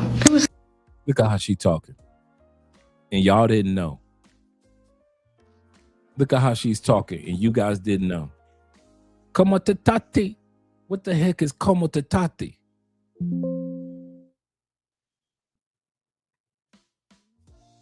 What is como te tati? You say, damn, she just put Passport Bros out there. She came with receipts saying stupid guys, the guys that travel are stupid. That's what they get from her video. Absolutely. I ain't mad at her. And I've seen so many Passport Sisters show this video. I've seen so many Passport Sister YouTube channels show this video. Ronnie says this. He said, I'm on my PC screen now. The big girl looks plastic for real because of the cake makeup too. That's another thing. You know, Colombian women, especially chocolate Colombian women, do not wear that much makeup. Very little makeup. The darker the sister, the least amount of makeup they're gonna wear. Y'all dudes don't know nothing about this country. Y'all just be coming down here just to be coming. Y'all don't do no homework, no research. Shout out to T-Mac being in the building. These are your people, T-Mac. These the dudes that be coming to Medellin. Plus, she got a raspy voice, sounding like he, her, he, man. Sounding like she could just easily say, I have the power. These your people, T-Mac. Dudes getting caught up in Medellin with American women. Like she said, give me that motherfucking coat. Give me that coat, sucker. Check it in. I'm walking his ass down the street, acting like I own the city. Don't know where the fuck I'm going. I'm really looking at the GPS whole time. We stopped at this soul food spot called Sweet Georgia Cafe, y'all. I think he should have knew by the way that I was eating that chicken off the goddamn bone that my ass was straight from somebody's hood out the ghetto. But he ain't know I still ordered my food in Spanish, y'all. Me puede dar una coca, porfa? Give me that motherfucking coke, bitch. Don't be fucking telling on me, ho. He was side-eyeing me like, girl, you ain't from here, ho. Today I am. Today the fuck I am. So then that's when we went around Lorella's and he like, let me show you around. Let me show you to this new spot called Skybox. They got hookahs, they got drinks, they got everything. I'm like, okay, hold on. I ain't been here before. But show me my new home. Go ahead, lock me into Colombia because guess what, baby? You might see me out here for a couple of months. Y'all never know with me. Y'all know I get to get busybody. All time, y'all, I'm still acting like I don't speak no motherfucking English. So why he get in the car? He like, oh, you just touched down. Okay, we better lock in. He like, yeah, I got some shit in motion right now. I got something right next to me right now. The whole time I'm trying to act like I don't know what's going on. He like, all right, I'm about to send her back to the Airbnb. Then it's me looking down on my phone, acting like I don't know what the hell going on. He like, all right, I'm about to meet up with you. I'm gonna just tell her we're gonna come back. I'm gonna tell her I'm gonna meet her back up. Blah blah blah. This that and the third. He like, hey, Uber. I'm gonna get you a Uber. He shot. I'm acting like I don't know. Got my face all balled up, twisted up, acting like I don't know what the fuck going on. He like, Uber. Then he type in the Google Translate, what's your address? I'm like, I papi. Type my address in. Y'all be treating the Passport Bros really fucked up. Like, they're really actually nice. Like, they be so nice to the Spanish girl. Besides when he said he trying to take some shit down tonight and he thought I ain't know. Why don't we get our passports and go overseas? Y'all some dumbasses, bro. I can't put it any other way.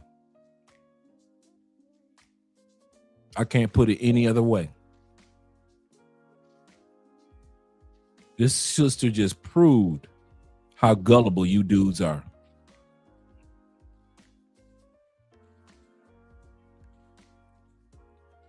And she's not the only one.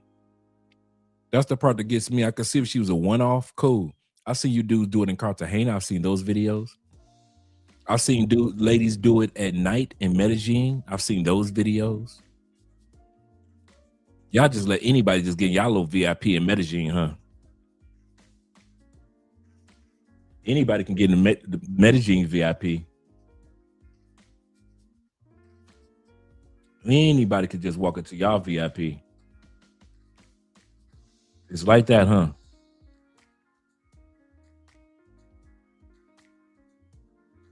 Serious crypto. I don't get it. I mean, it's obvious that that's not a state. I mean, that's not a Colombiana. She said several times, I can't believe that he didn't know that I was American. And this fool paid for my Uber to head back. So he not only paid for her meal, drinks, took her to a hookah lounge, had some drinks there, had some hookah, and then pay for her Airbnb back. Y'all some suck ass motherfucker. I swear. That is why I do. That's why it's dudes like me, T-Mac, J. Clyde, Will. Y'all be coming down here. Y'all think we funny style because we don't let everybody come in our face. I'm serious about that. You dudes who I mess with, y'all know I mess with us for years. But there are certain dudes that come down here, don't come in my face. And I mean that, don't come in my face. And I ain't nobody special. But as a regular everyday dude, just being a mere mortal, I don't let everybody be in my face. Because if you dumb enough to let something like that be in your face, like that chick, you dumb enough to let a chick that look like this be in your face. If you dumb enough to let that other chick be in your face, you dumb enough to let a chick that look like this on the screen be in your face. I mean that. It's a shame, man. It's a shame how y'all just let these women from the States constantly come down to Colombia, pretend like they Colombian. It's obvious to everybody that these sisters aren't Colombian, and you will still spend your hard-earned money. Maybe y'all balling like that. Maybe, see, I'm being nosy now. Maybe you balling so much that you don't have to act like you got some dang sense in your head. And I'm going to say this again. Shout out to the sister. Shout out to every sister that has scammed all you dudes from DR to Thailand. Shout out to all the sisters that have scammed you dudes from Colombia to Brazil. If you was dumb enough to think that an American woman looks like a Brazilian and she got away with it, shout out to you, sister. Shout out to all those sisters in Medellin that suck at them dudes, to let them so you could get in the VIP section and drink all you can drink. Shout out to you. Shout out to this big girl that allowed the brother to sit up there, take her to a spot where she can get drinks, hookah, and took her to the African-American restaurant in Medellin, Colombia. Shout out to you. Because if you are built that bad with that much makeup on you and that fool did not realize that you are not Afro-Colombian, shout out to you for finding you a fool. Shout out to you for finding you a fool. I ain't no hater. I'm not about to sit up here and hate on these women because y'all stupid. Oh, y'all thought I was going to sit back and say, man, them passport sisters dirty. No, they ain't. You stupid. No, they ain't. They saw a sucker and they went for it. You the same suckers that be in the States. That's why they always say a lot of you passport dudes couldn't get no women in the States. So now y'all got a passport and you try to get women overseas. But then you can't even choose a woman overseas that ain't from the States. That's how bad your woman choosing skill. If you are that bad with choosing women out of the country, I could imagine how horrible you are when it comes to choosing women in the United States. If you are that bad with choosing sisters in Thailand, in Brazil, in Colombia, I could imagine how bad you are when it comes to choosing sisters in the States. So I have to agree. I have to agree with some of those sisters. Some of y'all are horrible when it comes to picking women. And since you are that bad, don't come around me, bro. And I mean that from the bottom of my heart. Don't come around me. You would never saw me in the video in that background of that with some footage. Yeah, ain't that Andre with the Love Crossing Borders in the background having drinks with her? Hell no. Because I wouldn't been having drinks with you. Y'all some suckers, bruh.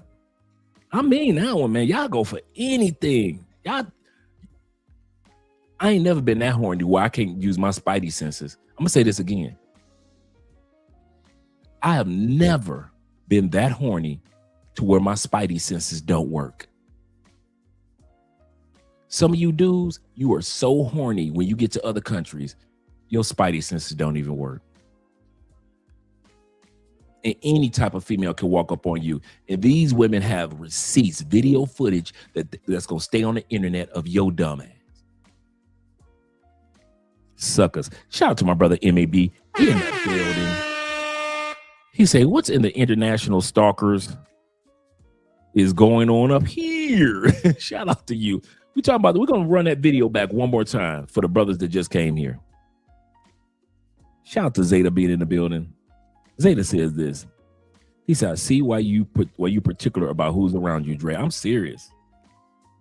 I'm serious, man. That woman's Spanish was horrific. Horrific. And she's just straight said it. She said, I'm a female from the hood. Give me that Coca-Cola, bitch. So let's run this back one more time. And I ain't going to say nothing. We're going to run right into the next video. We're going to bring this beat back. I ain't mad at her. I'm going to say this again. I am not mad at her. If y'all dumb enough to be back, she got greens. What the hell she know about greens? I'm done. I'm done. This sister is eating greens.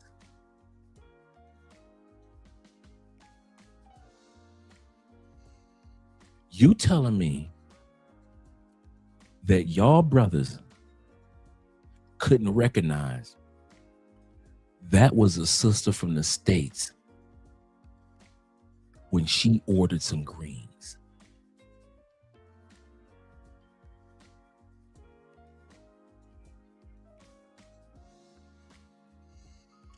A bowl of greens.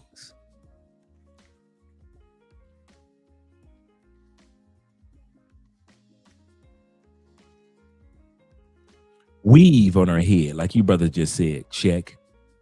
Fried chicken, check. Bowl of greens, check. Coca-Cola. That is your sisters, your aunties, your grandmamas, your mama, and your female co-workers menu. Thick makeup, check. And you couldn't tell that was a sister from the States, or at least that wasn't a Colombian. Okay. Put a 0 in the comments if you have never saw a Colombiana eating greens. Ever. If you have, put a 1. I'm putting a 0. I ain't never seen a Colombiana or Brazil. If you've ever seen a Brazilian chick, a Colombiana, anybody in South America eating greens, other than some Americans, ever. If you have, put a 1. If you ain't, put a 0. I ain't never, ever seen a Colombiana or Colombian dude eating greens. They don't even make it down here. That is not a part of their recipes. Ever. You ain't never seen no chicken DR eating greens.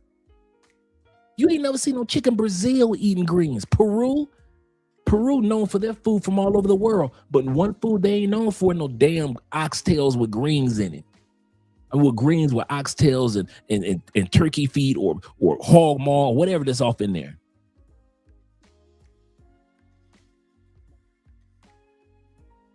Not every paisa eats arepas, absolutely correct.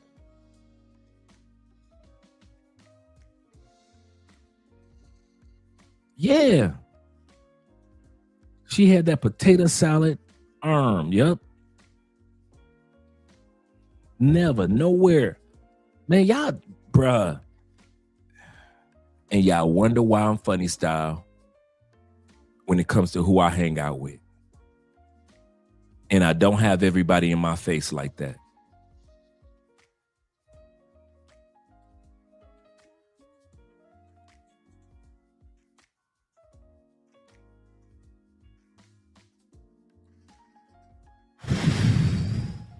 You are literally at the same table with her, and she is wolfing down greens.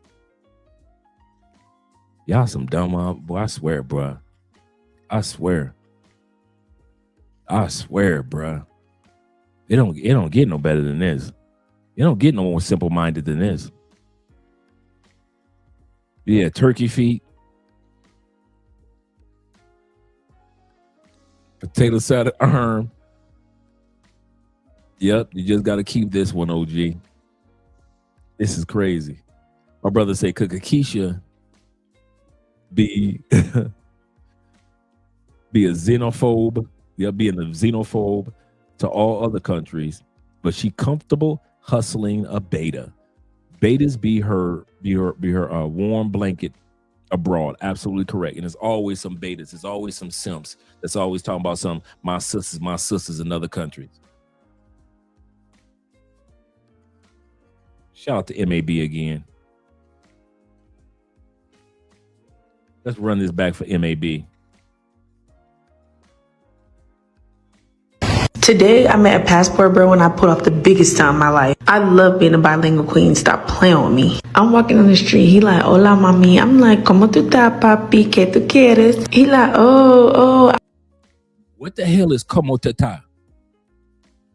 Come on, all you Medellin dudes. Is some Spanish in Medellin? Como tata? Not como está. Como tata. Come on, T-Mac. Como tata? Is that y'all dyslexic version of and shout out to the dyslexic people out there, but is this y'all dyslexic version of Spanish? Como tata?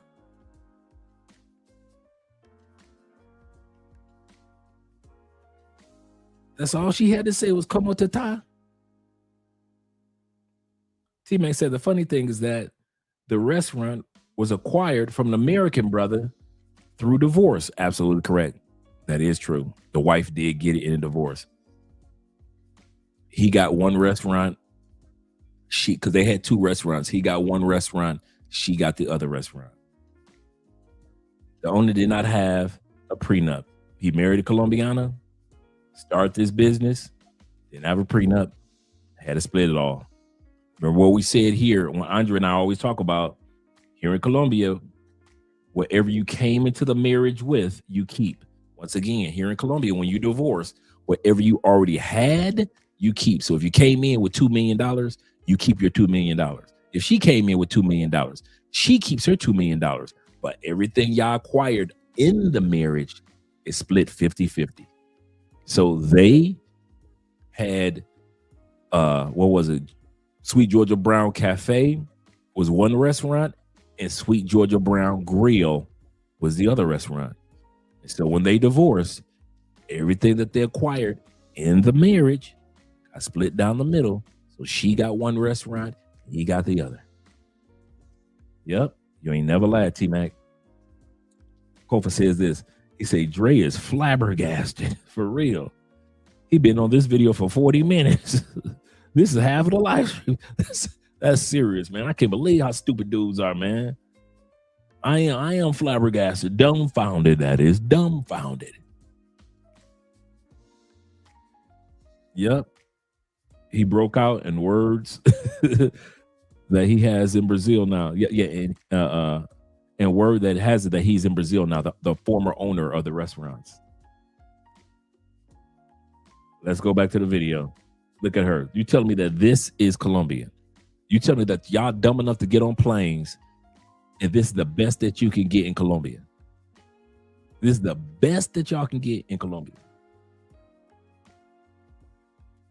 AMSM in the building says this. He said, I don't believe her. She made up the story for content. Nope. Because I've seen it happen a couple times already. I'll say this again. I've seen it happen a couple times already. I wish it was fake. But over the last couple of years, the sisters have been dropping out videos just like this. I've seen this happen in Colombia at least 3 to 4 times already over the last year and a half. dude suckers. She got the green, she got the macaroni and cheese. So you don't recognize none of that, huh? So you ain't recognize that she got macaroni and cheese sitting right there, huh? You don't recognize none of that, huh? Let's let it ride. Hablas español? I'm like, claro que sí, papi. Yo, I'm really a troll. He like, no, habla español. I'm like, a mí no speak English. He like, okay. Eat, come here. I'm like, see. I'm like, venga. So I always wanted to go to this spot called Sweet Georgia Cafe. It's a soul food spot. I'm like, venga. He come with me, he following me. I'm walking his ass down the street, acting like I own the city. Don't know where the fuck I'm going. I'm really looking at the GPS whole time. We stopped at this soul food spot called Sweet Georgia Cafe, y'all. I think he should have knew by the way that I was eating that chicken off the goddamn bone that my ass was straight from somebody's hood out the ghetto. But he ain't know I still ordered my food in Spanish, y'all. Me puede dar una coca, porfa? Give me that motherfucking coke, bitch. Don't be fucking telling on me, ho. He was eyeing me like, girl, you ain't from here, ho. Today I am.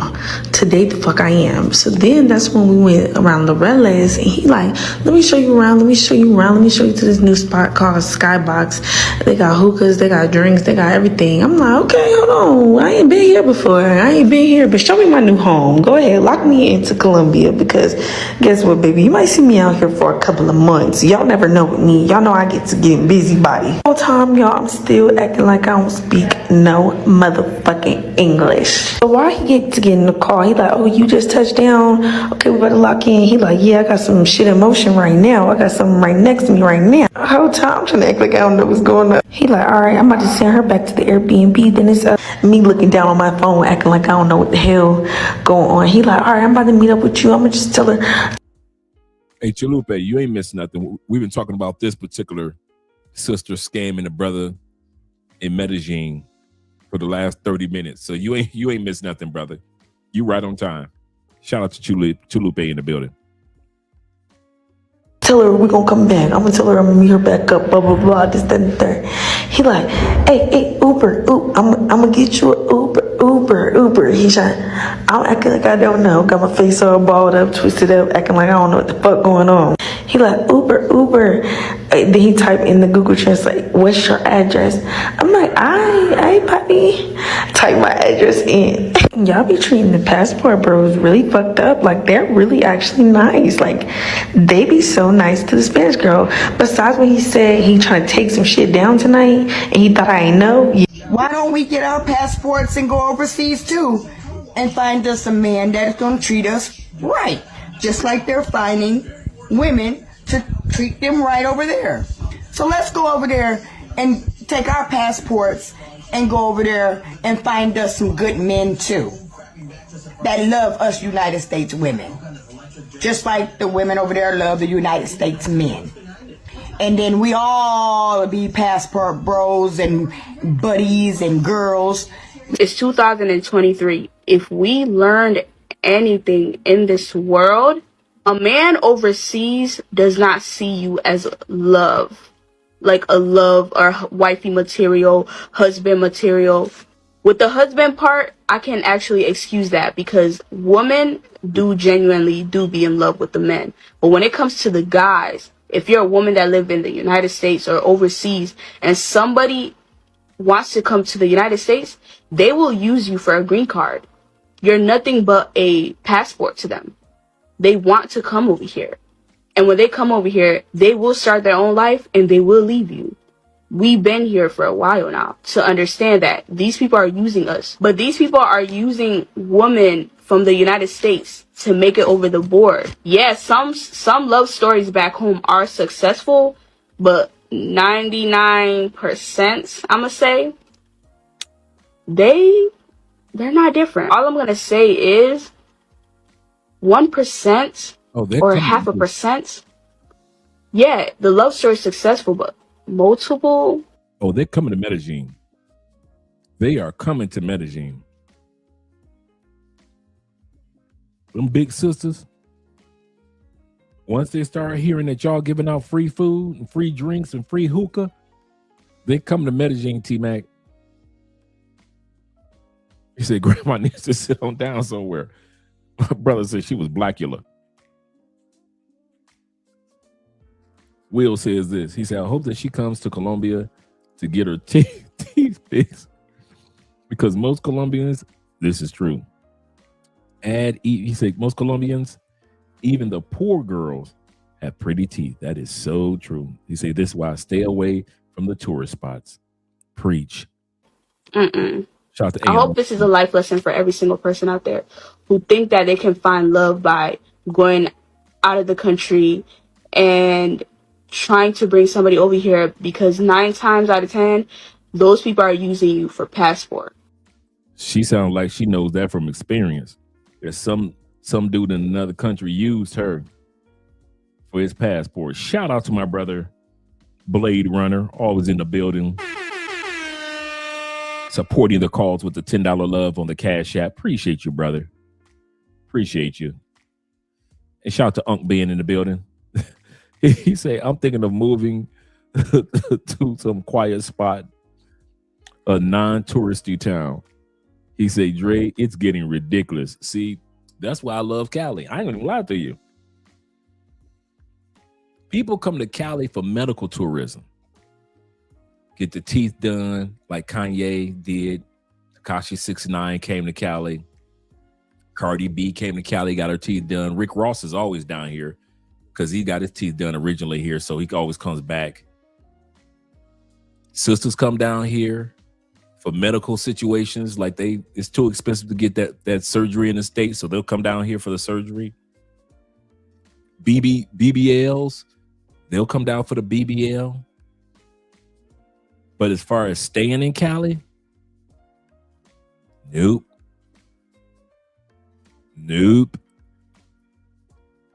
That's what I love about it. And plus, Cali is like more closer to the southern part of Colombia compared to Medellin and Bogota, Cartagena. We ain't got no beach. We're close to the Pacific Ocean, like an hour and a half away, but Pacific Ocean beaches are not like, Atlantic Ocean beaches. So yeah, I ain't gonna even lie. I'm glad I live in a major city, but it is far from a tourist city. And plus, we don't. The best thing about Cali is we do not have a red light district. I swear. I am so glad that Cali does not. The guys that come down here, man, for the most part, every once in a while, there's a knucklehead down here. But guys, for the most part, mature audiences only. Cali is not rated E for everyone. So usually when I see a dude that's come down to Cali, usually down to earth, laid back, mature dude, no matter what age, I can always feel comfortable. Because you didn't just happen to pop up on Cali. You came down here on purpose. Medellin, you can kind of pop up on it. Cartagena, you can kind of pop up on it. Bogota, too. But you ain't gonna just pop up on Cali. There wasn't no mistake that you came to Cali. You purposely came here. And so a lot of times guys just come down here. Yeah, Cali dudes are real laid back guys. He said, I think I'm moving to some quiet spot. And Zeta says this. He says, Cali is for us chill guys. We love it. It is. It really is for guys that have a laid back personality. It really is. You guys think I'm just saying that to say that, but I kid you not. That's exactly, yep. Benaventura is not a tourist, is not tourist friendly. And Benaventura is right off the Pacific coast, right? But it's not a tourist city. It's an all black city. You need to have somebody that's gonna show you around that lives out there, that's been out there. It's really, really nice, but it ain't where you want to go to by yourself. And that's close to Cali. But that's an hour and a half out to get to the Pacific Ocean. But I kid you not, guys, Cali is like, if you are a laid back personality dude, or if you're the type of dude that's like, I like to hang out, I like to dance, I like to enjoy myself, but I don't like the drama, that's Cali. Dudes be trying to come to Cali like, what's up? What's popping? Ain't nothing popping, bro. Ain't nothing going on but the rent. Ain't nothing going on but the rent. Seriously, man. Cali is not like that. It really isn't. You would think for the third largest city in the country that it would be like, yeah, it's the baby Vegas. No. Cali is where you come to live. It's the Bat Cave. It's where you could come just do your expat thing and just enjoy yourself. And if you want to act a fool, I can fly to Medellin. If I want to act a fool, I can fly to Cartagena and just have my foolish fun. Then I can come back to Cali, man. I was walking to our apartment today, man. I was just so appreciative of, you know, every once in a while it hits me that I live in Colombia. You know, you're just so busy, like T-Mac and J. Clyde and all the rest of you guys that live down here, or you live in Brazil, or you live in Thailand or Philippines. You know, every once in a while, life calls you to stop and just show appreciation that you really don't live in the States anymore, man. Because you're so busy just doing. And every time sometimes life just has you stop and just look around. And you're like, wow, I've been to a lot of spots, a lot of places around the world.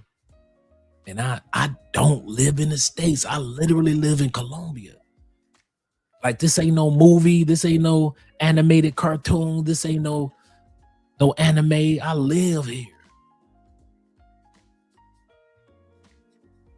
And that's how Cali is. Cali is, it makes you kind of like slow down and think like, man, there are some good dudes that I could just sit down and just have a conversation with, chop it up with the locals, chop it up with the brothers that's coming down here. Like I said, every blue moon there's a knucklehead down here. But for the most part, I'll say 99% of dudes that come down to Cali are some good dudes, no matter what age. They are very Pookies and Ray Rays don't hang around long. When they do, that's when they get got, because they don't know how to move down here. Because Cali is not a thirsty city. It's not built for the thirsty. I wish I could put it any other way, guys. I know you guys, some of you guys want, I want to go to Cali. If you a thirsty dude, go to Medellin. If you thirsty, I'm serious. I'm not putting you down. If you a dude that's like thirsty like that, go to Medellin. Go to Cartagena. I ain't mad at Bogota. But if you a dude that's like, you know, I'm really trying to meet some decent women, I don't care if you meet 10 Cali women and enjoy yourself. But you ain't gonna find nobody that's thirsty like that down here for you. And you gonna be down here thirsty like a vampire like you do in Medellin. The city just doesn't move like that. It just doesn't move like that. Zeta says, he said, that's how I feel when I visit Cali. I have to stop and breathe and take in the scene, because that's how relaxed it is. A very relaxing city. Very relaxing. My Uncle Jeffrey says this, Ghostface in the building. He says this. He said, this is one of the reasons I love Cali. The peacefulness. The peacefulness.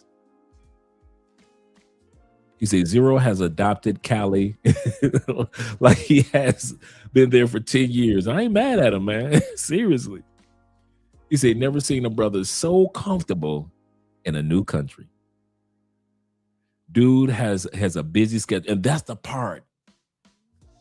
Cali feels like you've been here before. I think that's the part about Cali. It doesn't give off a tourist feel or another country feel. You just kind of feel like you've been here before. Like it's not your first trip. Like, okay, yeah. Even if it is your first trip, you don't. Medellin, when you get off the plane, you feel every second like you're missing out on something. I got to go do this. I got to do that. I got to go here. Got to go there. You always feel like you're missing out on something if you don't move fast enough. Medellin doesn't make you feel like I could just sit down, chill, hang out with a couple fellas, have a good day. I can relax. Medellin make you feel like Cartagena's the same way. You feel like if I don't do this, I don't do that. If I don't go here, I'm missing out on something. Cali doesn't make you feel like. Cali makes you feel like when you get off the plane, you just like deep breathing and compressing. You like, and then a day or two later, I'll be calling you guys like, what you up to, man? I got my little Kalenia friend, a little female friend. I got a couple of them. And I'll call you back later, Dre. And it be like that. It's just like that. Some of you dudes be like, hey, Dre, I'm in town. What you up to? I ain't doing nothing, man. Hey, I got my little friend with me, man. I'm about to head over to Rico Richie's for a drink, man. You want to come over? I'll meet up with you guys. That's Cali. Cali makes you feel like if I didn't live here, what if I lived here? That's how Cali makes you feel. If I didn't live here, what if I lived here? You know, what if I moved to Colombia? That's how it makes you feel. You kind of like start to analyze, like, you know, these are just everyday go to work, go home type people. But then you hear Cali is one of like in the top 20 most dangerous cities in the world, right? That's on the east side of Cali. Just like your city, east side of Detroit, east side of Cleveland. You know, most cities, you go on the east side, you don't need to be on the east side. That's where you hear about all the madness and the bombings and the robberies for the most part in Cali. Most of that mess happens in a hood of hoods. Dude, them hoods ain't even got many of those neighborhoods, they ain't even got a pavement yet. They got dirt, like Wild Wild West dirt roads. The city ain't even put no pavement out there. You can't even get food delivery in the east of Cali. You can't be ordering no Rappi on the east side of Rappi does not deliver. There are certain taxis and Ubers you cannot order on the east side of Cali. If you are over there and you're ordering an Uber, unless that Uber driver is from that area, average Uber drivers are not coming out there. Average taxi drivers are not coming out to that side of Cali. So that's where that 20% of madness, you know, Cali is one of the most dangerous cities in the world. Yeah, that's on that side.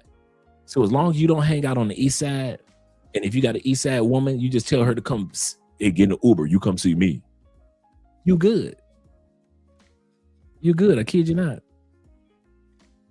That's how Cali is, man. Everything that the guys are putting in the comments is 100% correct.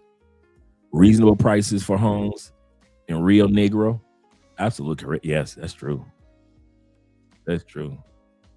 Skybox is like Rico Richie's. He said, but that bigger chick ruined the spot. Big girl, big girl. Shout out to Isaiah being in the building. Isaiah say this. He said, I have a question for the retired of a major purchase in Colombia for a home. What do you think of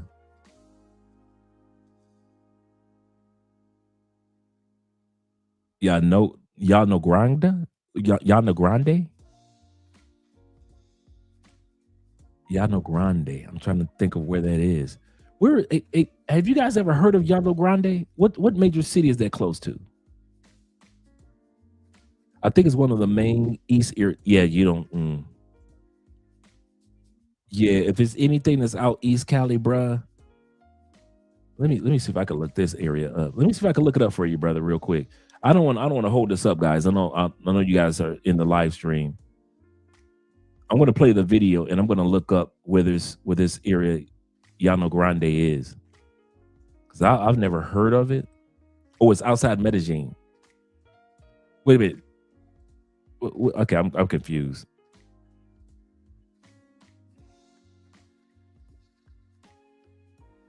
Okay, which city are we talking about? Rio Negro, or are we talking about Llano Grande? Is Llano Grande outside of yeah, let me. Oh, okay. You guys, okay, if you guys know where it is, I won't look it up. I won't look it up at all. I wouldn't know. Maybe the guys in the comments would know. I thought we were talking about two different cities. My bad.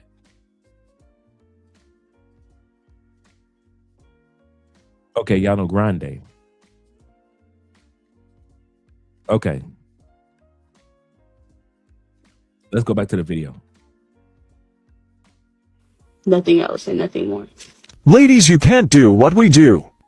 Passport Bros. This is another Passport Sis video, a public announcement to you brothers that are either married or engaged to or have girlfriends that go to Jamaica. And stay away from women that go to Jamaica. If your woman keep going to Jamaica, she's cheating on you. A lot of women like to go to Jamaica to find men. That's the place where a lot of women go to cheat. So if you're a woman or they keep having girls trip every year to the same place, Jamaica, Jamaica, Jamaica, it's safe to say she's cheating on you. Okay? And while she's cheating on you and you're here watching the baby and being a good husband, she's out getting her butt blown out by a man in Jamaica. Okay, man? Before we go any further with that, and my brother gonna give his testimony, shout out to my brother Jay.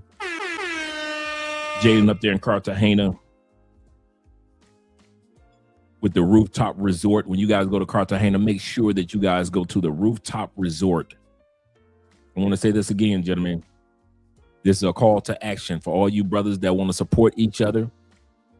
Support the Airbnb.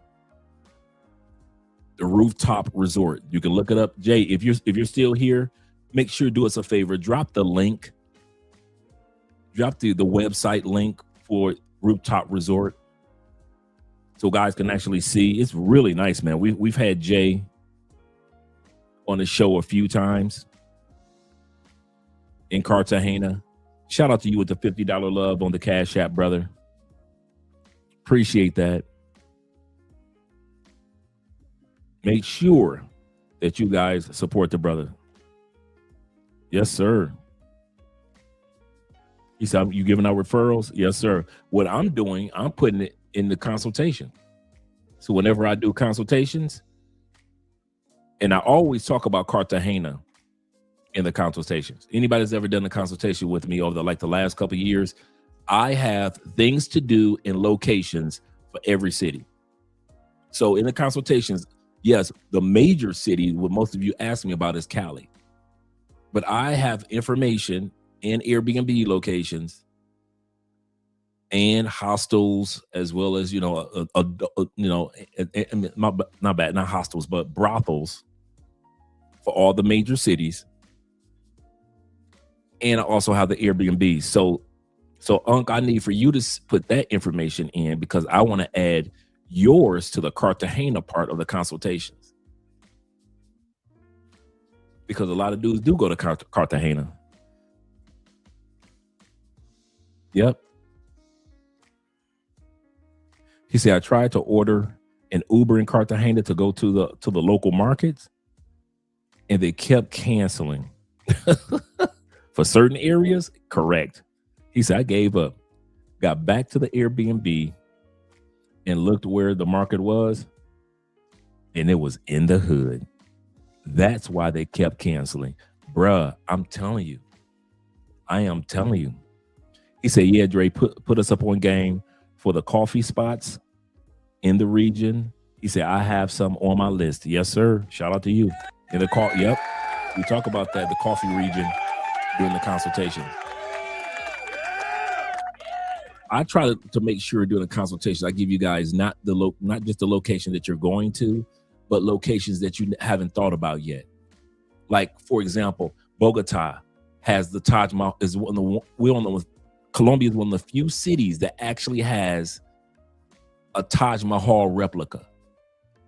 Like that Taj Mahal that's in India. There's a replica right on the outskirts of Bogota. You catch the bus in the middle of Bogota, you catch the bus to it. I mean, huge and beautiful. But guys don't know that. So during the consultations, we talk about Bogota and the Taj Mahal and how to get there. So yeah, shout out to you guys, man. Appreciate the love on the Cash App. Continue to show the love, gentlemen. Let's continue on with before we do that, a man talking about the bamboo. The brothers talking about the bamboo. We're going to pull up video number 2. You know I got to bring them bamboo receipts back. Got to bring the bamboo receipts back. Got to bring the bamboo receipts back. Some of y'all going to be in y'all feelings because y'all be letting y'all girl go to, while you going to Colombia, you let your big girl go to Jamaica. And she just twerking on the bamboo pose. Your girl getting slap it up, flip it, rub it down. Oh no. Do me, baby. Do me, baby. Do me, baby. Slap it up, flip it, rub it down. big girls, big girls. They cutting up the coconut and using the lime on your girl, your big girl. On your big girl, I said on your big. Bring that back, Dre. Bring that back, Dre. Using the lime on your big girl. Look at her. She just tearing it up. Yeah, he's rubbing his goodness, his herbs and spices on the bottom of your woman's foot.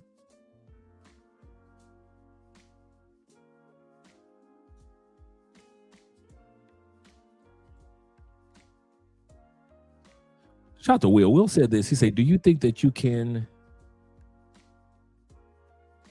sing?" No, sing. No, not at all. That's why I try to sing. You know, people that can't sing always trying to sing. He said, "Yep." When she a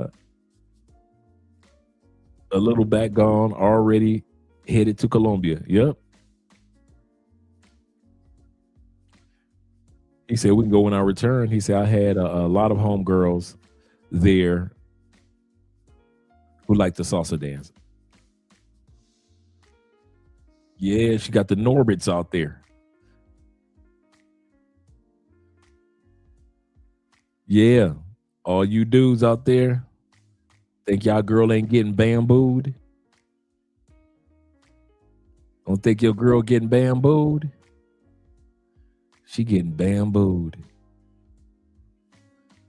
I can't show y'all all the other videos, the true episodes. Yeah, he getting all up in the nooks and crannies. He getting all up in the nooks and crannies of your girl. Now let's listen to what the brother have to say.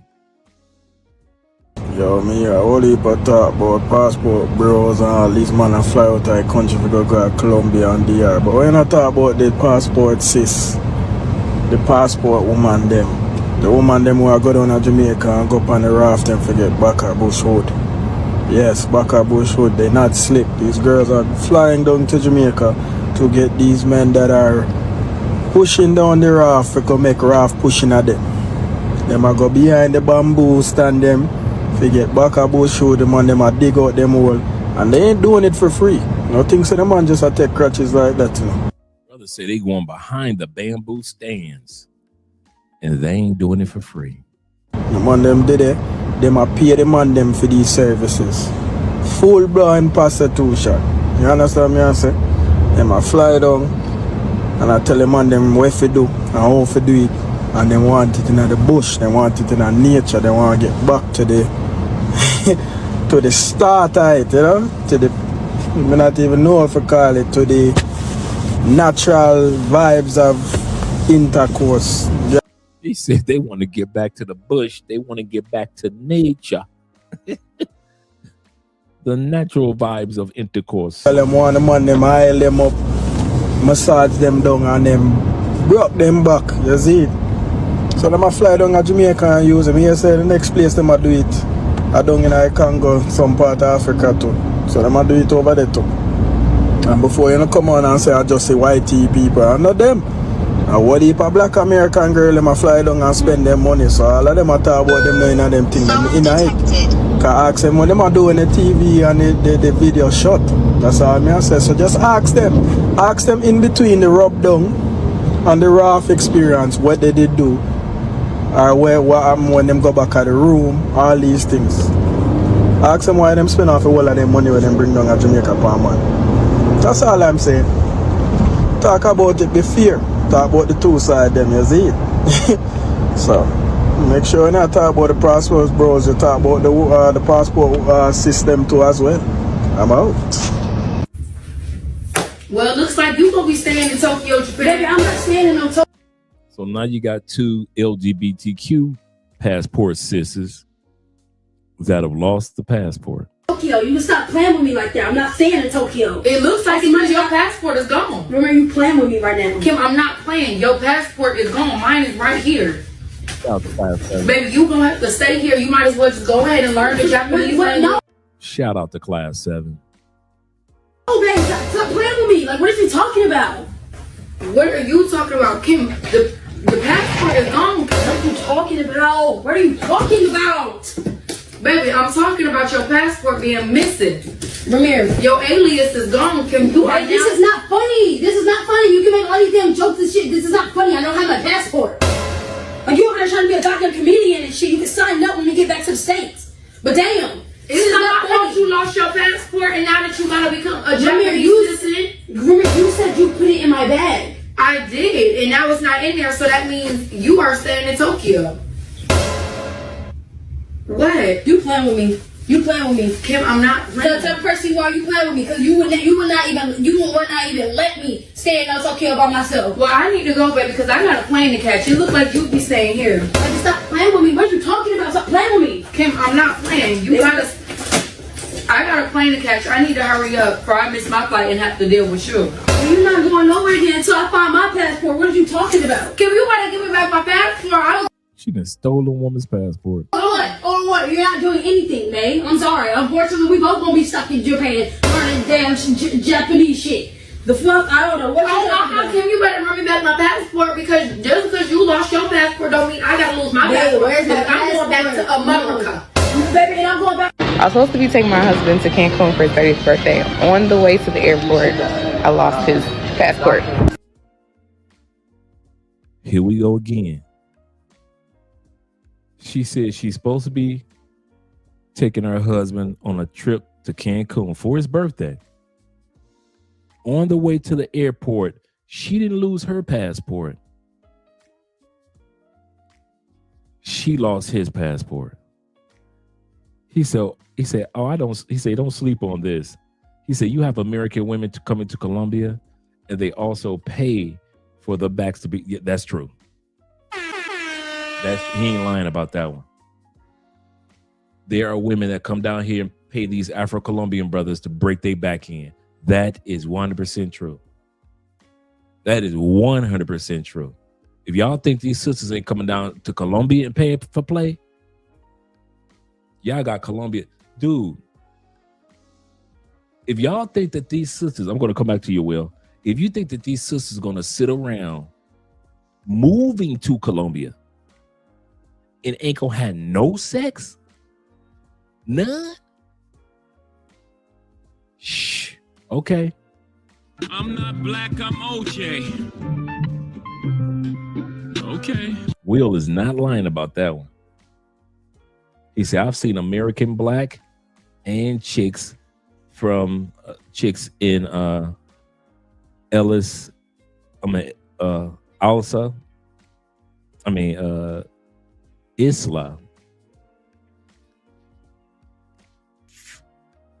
Forete. Let me see if I pronounce that again. Let's see if I can get it again. Isla Fuerte. Zeta said, yeah, they say they paying, and that's why they're worth to come to Colombia. Those Colombian men know the deal. Yes, they do. They making money off these sisters. I won't lie. That's a good question, Twan. Andrea keeps our passports when we travel. However, the reason for that, I'm looking at so many other stuff. I'm moving the bags and the package. I'm moving our bags around. I got the backpacks. I got all this. So I don't have time to kind of like make sure that this doesn't fall out and that doesn't fall out. So I see that. Secondly, with me, Andrea is a super, super anal, analytical person. So Andrea is on top, dude. I mean, she is, dude, very analytical because, she's an accountant. So she's very straightforward. So I can trust her in regards to that. But if it wasn't for that, I don't think I could trust anybody else with just having my passport. Andrea is so adamant about our passport. She's always looking to make sure that this is perfect, just right. Just right. But other than that, no. No, if I had to have somebody like a sister from the States that just one of them giggly chicks, I couldn't do that. I couldn't do that. I had to hold my own passport. That's all right. That's all right. And I guess the brother thought that he had a good woman that wouldn't lose his passport, but quite obvious she did. So they had to get another one, I guess. He said black and white American chicks on the Isles of Fuertes. Chicks on,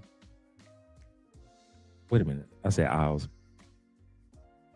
But Isla, or Isles, island. Fuerte. I didn't get it, Will. Maybe I need to look it up. Andre. Shout out to you, Will. Flicky Sticky says this. He said, I don't have a problem with what who smash. He said, just stay away from me. That's how I feel.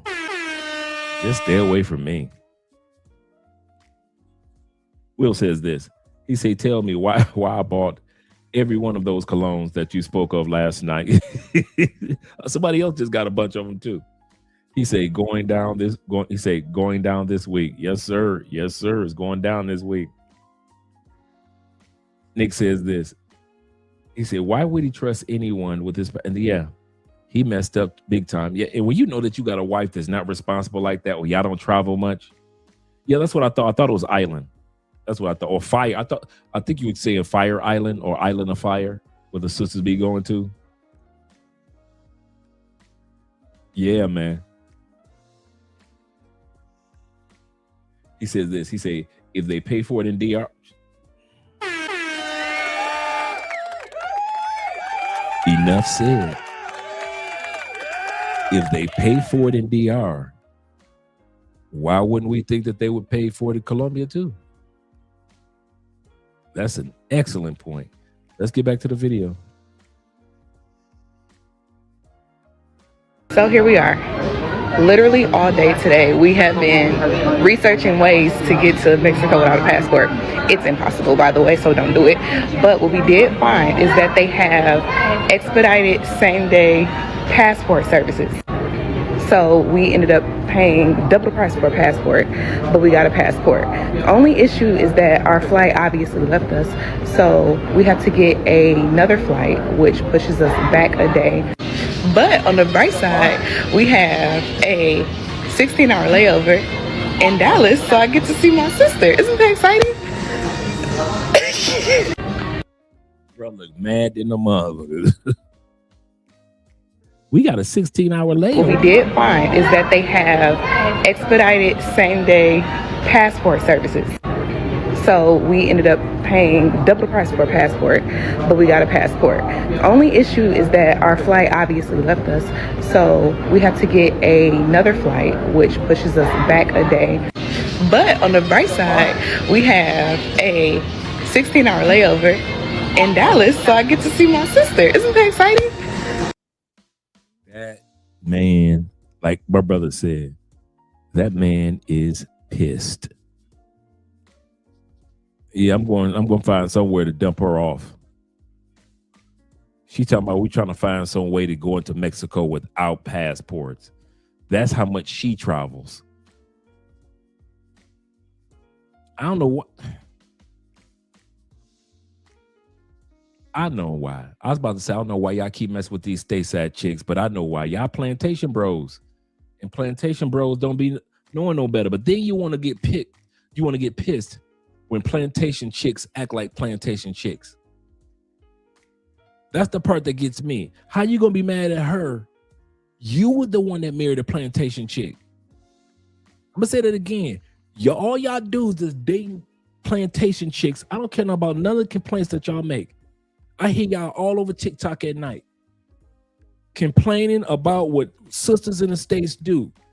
You decided to stay on the plantation. You decided to keep on messing with plantation chicks.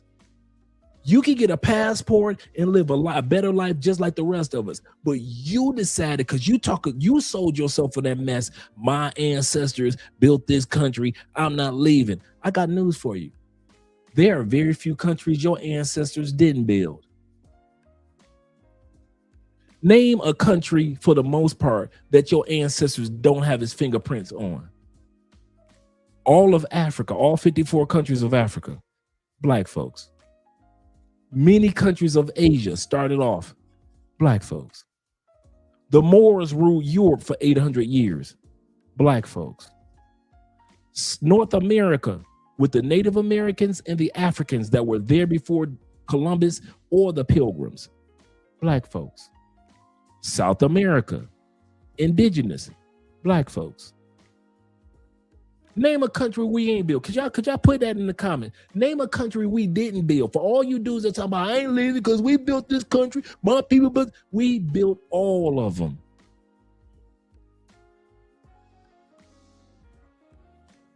If we're going to do that, let's go back to Egypt. If we're going to do that, let's go back to South Africa, Nigeria. If we're going to go do that, let's come on back to South America. The first president of Mexico was a brother. Let's go on back to Mexico. We built that.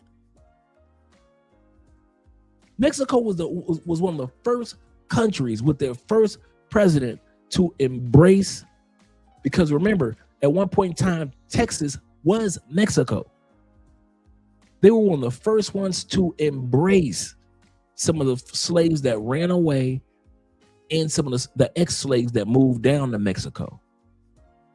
Because a lot of Florida and a lot of Texas was controlled by Mexico. Black folk. So that lie that you've been telling yourself about, we built this country, name a country we didn't build. You can't use that lie to somebody that travels and studies world history. I don't care about nothing that happens on it. Y'all deserve it. Seriously. I'm not black, I'm OJ. Okay. Y'all deserve every bit of it. If the sisters in the States don't cook for y'all no more, you stayed. If the sisters are independent and feminists, you stayed. If they ain't giving you no firehead like they used to give you firehead, you stayed. You stayed. All them complaints, y'all, 70% of sisters right now are either considered overweight or obese. You stayed. I don't feel sorry for none of y'all, not one of you. The Anton Daniels, all the way to the Angry Mans, all the way to Kevin Samuels when he was alive, to all you dudes, every single one of you that worship the United States, the plantation, stay. We ain't tripping that you stay, but all that cussing and fussing, expecting the plantation chicks not to be plantation chicks. What was you thinking? What did you think they was going to be? You were plantation bros, marrying and falling in love and having kids by plantation chicks. What did you think she was going to be like? Riddle me that, Batman. I'm trying to hear. I'm not being sarcastic at all. What did you think American women was going to be like? Half of them sleeping with you and they got a girlfriend now. What you thought was going to happen? You didn't think them Tyler Perry movies was going to come to pass? See, you're so busy laughing at us for leaving. You don't realize the sisters are laughing at y'all. That's why when it comes to I kid you not, when it comes to anything that's happening in the States, all that suffering y'all going through, I don't feel sorry for none of you Negroes. Any of y'all could have got a passport like the rest of us. Any of y'all. Especially if you are economically in a position and you working online or you retired, you decide to stay in the States. That's on you. But I stayed for my mama. That's still on you. I stayed for my daddy. That's still on you. Well, my kids ain't grown yet. That's still on you. You stayed. Of course, many of you stayed because you got responsibilities, and I commend that. But some of y'all kids grown. You can't be using them kids as no excuse no more. Your mama been gone for 3 years. You can't be using your mama as no excuse no more. Your daddy died 15 years ago. You can't be using your daddy as no excuse no more. You can't be using that excuse anymore. So I'm here to tell you, anything that happens to y'all on that plantation, you stayed for it. I didn't say you deserve it. Notice I didn't say that. but you stayed for it. Anything that happens to y'all, don't even look at us as if, well, this affects y'all. No, it don't. We don't live there. I be seeing y'all now y'all got black panels of black men coming together talking, which is great. We need counseling. Kevin been telling y'all that. Y'all laughed at him when he said it. Now all of a sudden, every black man want to have a YouTube channel talking about y'all need counseling. Kevin Samuels told y'all, y'all told y'all that the whole black community needs counseling. Y'all laughed at him, mocked him, called a man gay. Now y'all want to talk about, yes, brothers, we do need counseling. I don't care. If y'all get counseling, I don't care. If y'all think that us brothers who travel outside the United States or live outside the United States care about what y'all going through in the United States, we don't. It's all for entertainment for us. Don't sit back thinking we just kumbaya and we go come back to the plantation. We're going to say, y'all, we ain't coming back. We are not coming back. And I mean that. So if your woman cheat on you, what would you thinking? A huge percent of black men cheat, and right behind statistically, women cheat just as much as black men now. I'm not surprised. No, and I'm being so serious. So don't think I'm being facetious or joking. Dude, you decided to stay on the plantation. You decided. And I'm not talking about all you guys that got responsibilities. Like I said, if you got responsibilities, that's one thing. But some of you guys don't have any responsibilities. Your daughter is 27 years old. You ain't got no responsibility. You retired from Chrysler 3 years ago. You ain't got no responsibilities. Your house is paid off or almost paid off. You ain't got no responsibilities. So anything that happens to you on that plantation, bad traffic, you stayed for it. Tariffs and Trump, you stayed for it. Congress going against each other, you stayed for it. All of the MAGA madness, you stayed for that. COVID, you stayed for that. You stayed for it. You could have left with the rest of us. You stayed for that. So don't look at us like we're crazy. High car prices, you stayed for it. High gas prices, you stayed for it. Uncooperative women, you stayed for it. Women that are now calling y'all partners, me and my partner. Now I'm seeing some of you guys say that, yes, when I fall in love, I want a good partner. I ain't never heard that a day in my life. And nobody was using that term except the LGBTQ brothers and sisters. When I left, all of a sudden you straight heterosexual men and women are saying partner, you stayed for it. We don't feel sorry for you. If y'all think that us dudes out here gonna give you this much empathy, no, not even that much. Whatever happened to y'all, school shootings, you stayed for it. Mass shootings, you stayed for it. Racism, you stayed for it. You stayed for all that. Every single thing that happens to you in the States when you could have left. When you were military and you had your 100% disability, you could have left like the rest of the other military brothers, but you decided to stay. Since you decided to keep your ass on that plantation, you get the results that a plantation gives you. So stop acting like you in my country, 'tis of thee, sweet land of liberty. However you want to put it, it's still a plantation, and you stayed for it. You stayed. Go ahead, listen to your Umars, listen to your Tariq Nasheeds, listen to your Anton Daniels. Nobody care.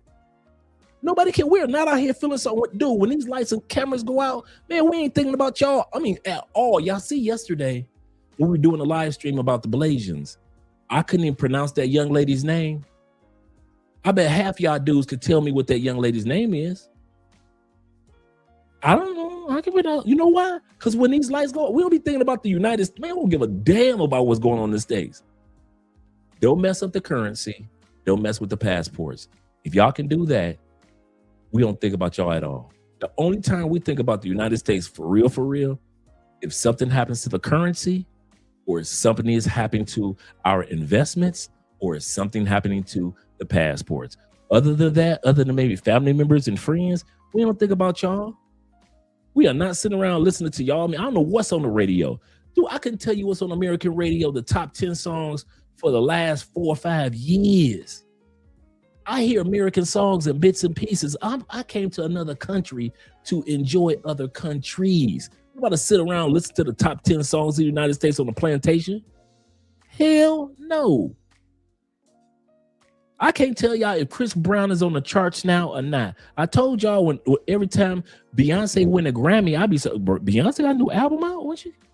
She got a new album. Beyonce got a new album out.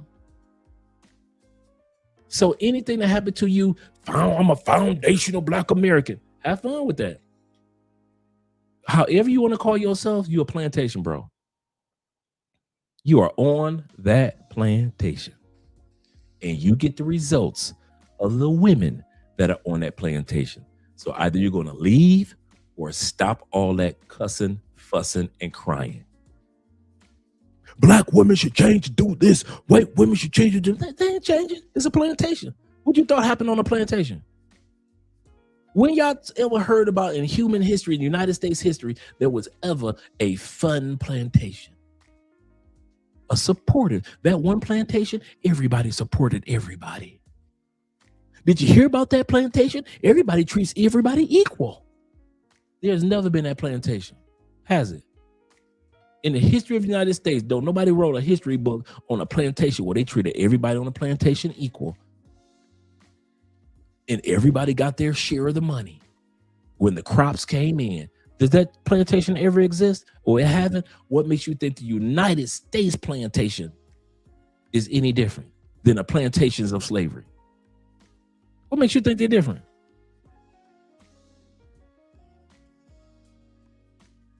What makes you think they're different? Your president who told you when I am elected, I will be the president of peace. There will not be any wars. This man has bombed over 9 countries and starting a war with another one now. You stay for it. Anything that Trump does to you, he does to you because you stayed for it. So all the lies that you tell yourself, you do just that. Tell it to yourself, because we who have already left, we don't believe none of that and don't care. You could be telling us 100% the truth. We don't care. I'm gonna say this again. You could be telling us brothers who have either travel a lot, you go back to the States, make your money and leave. Shout out to you brothers. Or you have already left. Us brothers, those two groups of brothers, we don't care. You could be telling us 100% the truth. We don't care. You could be lying to us. We don't care. I don't know why these content creators don't be telling y'all the truth. We don't give a damn about what y'all are going through in the United States. We don't give a damn. Now, this much, how much we care. This much. Because we told our mama, let's go. We told our brother, let's go. We told our little sister, let's go. We told our co-workers, let's go. We told our friends, why don't y'all come down at least one time and check out Colombia? Come on one time, check out Brazil. Come on down one time, mom, and check out if you want to be in Peru with me, or if you want to be in Brazil with me, or if you want to move to the Caribbeans with me, mom. Everybody told us, no, you stupid. You don't know what you're doing. They're going to kidnap you. They're going to steal your kidneys. You're going to get robbed. You're going to get mugged. They told us we didn't know what the hell we was talking about. Moving to the Philippines, moving to Thailand, moving to Germany, moving to Norway, moving to Poland, moving to London. They told us we didn't know what the hell we was talking about. And you stupid. Now look at them. You can't even walk down the street without MAGA locking up your little black boys and your black girls now. And we don't care. We sit back and we pull up our phones and watch TikTok and be like, oh, wow. Wow, they arrested another brother for ICE. Wow. They said they weren't going to lock up black people, but ICE locking up black. Wow. And then you scroll and you just scroll down to the next video. Black girls, black women complaining about black men not taking them all to Applebee's. Okay, yeah. Well, then you scroll to the next. We don't be caring. We be scrolling on y'all, bro. I don't know why these YouTubers don't be trying to tell y'all the truth. Man, we get on here, we look at y'all, just scroll like, look at these dumbass Americans on the plantation. Couldn't be me. and we turn our cell phones off, click, and we ain't got to deal with y'all asses no more. Whatever you dealing with in the States, we ain't got to deal with none of that. None of it. Don't be thinking we down here fasting. We down here fasting and putting ashes on our head in the name of the Lord and ripping our clothes. Lord, please rescue a man. No.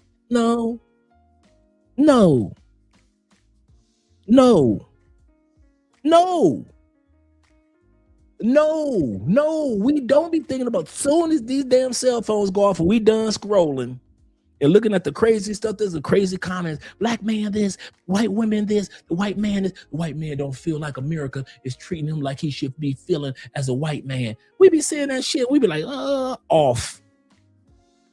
Soon as we cut our cell phones off, this is the only America we got. For all you dudes that wonder how much America we got that we give a damn about, probably about this cell phone worth. Soon as this cell phone go off, that's as much as we care. We got real lives outside the United States. And some of you dudes who travel back and forth to the United States are building real lives in other countries, one trip at a time. One trip at a time. And all the rest of you people that laughed at us, we don't care.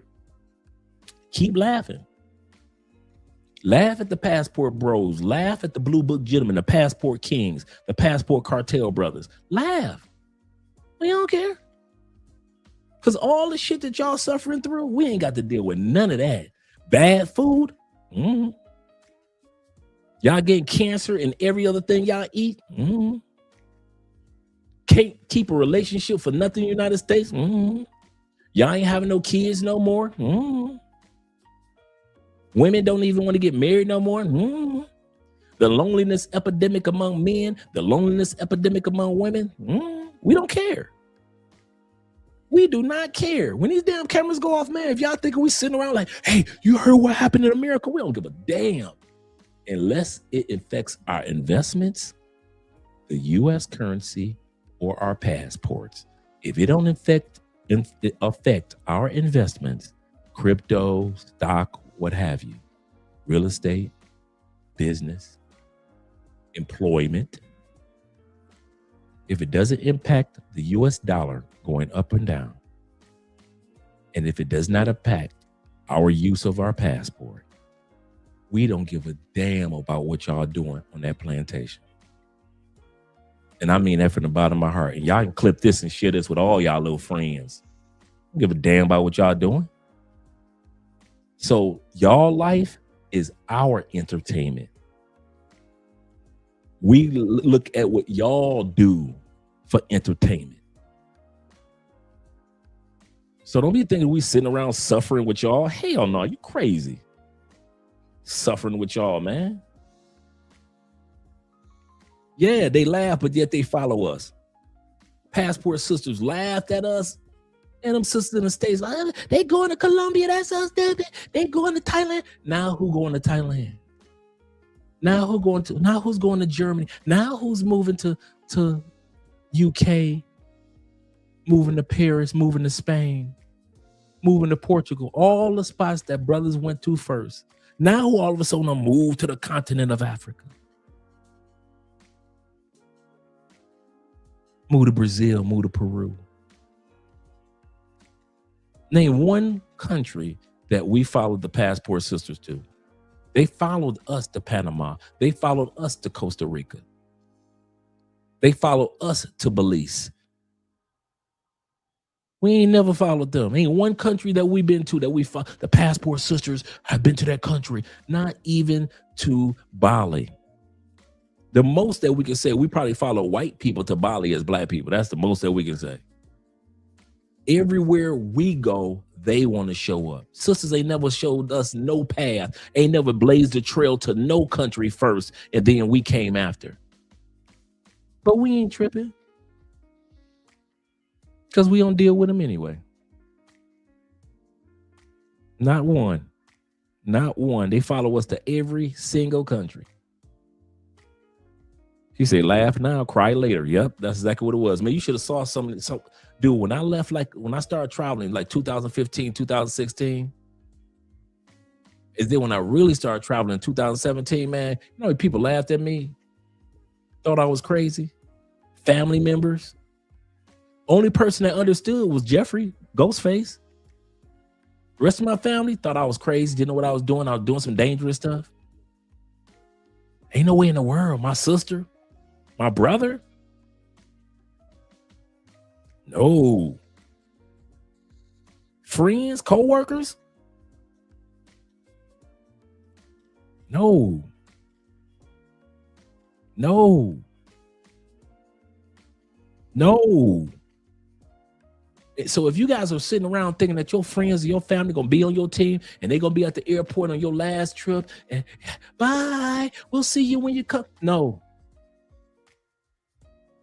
Your friends or your family gonna call you like 5-10 years later. You're gonna talk to them all the time, but I'm talking about all of a sudden one day you're gonna get that call. Hey, bruh, could you show me how to move to the Philippines? Could you show me how to move to Thailand? Could you show me how to move to China? Could you show me how to move to Japan? Could you it's gonna be like 5-10 years later, bruh.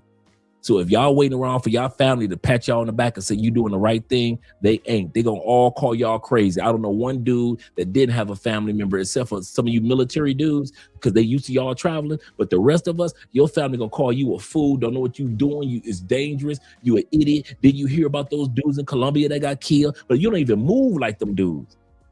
Your family don't even know that you don't even act like those brothers. But they assume that everybody getting got. You're going to get robbed. You're going to get stabbed. And then you don't go nowhere because you waiting for your family and your friends to co-sign. That's why you ain't going nowhere. That's why you ain't going nowhere. And the number 2 reason why you might go somewhere, because you got channels like this one.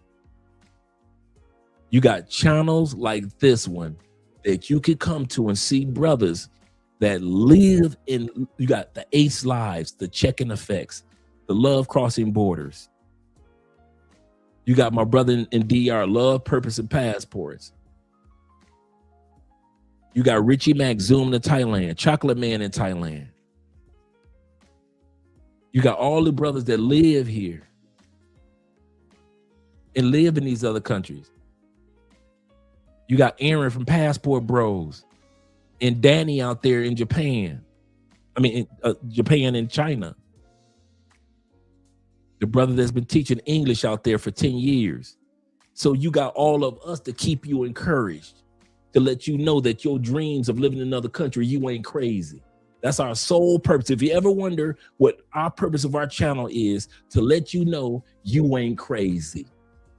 And your dream to live in another country is real, and it ain't fake, it ain't phony, and you can have a real life in another country with real food, with real medical. You ain't gotta go broke trying to flex for some chicks, and the women are more support. They are more supportive because it's the culture, not just the woman, it's the culture.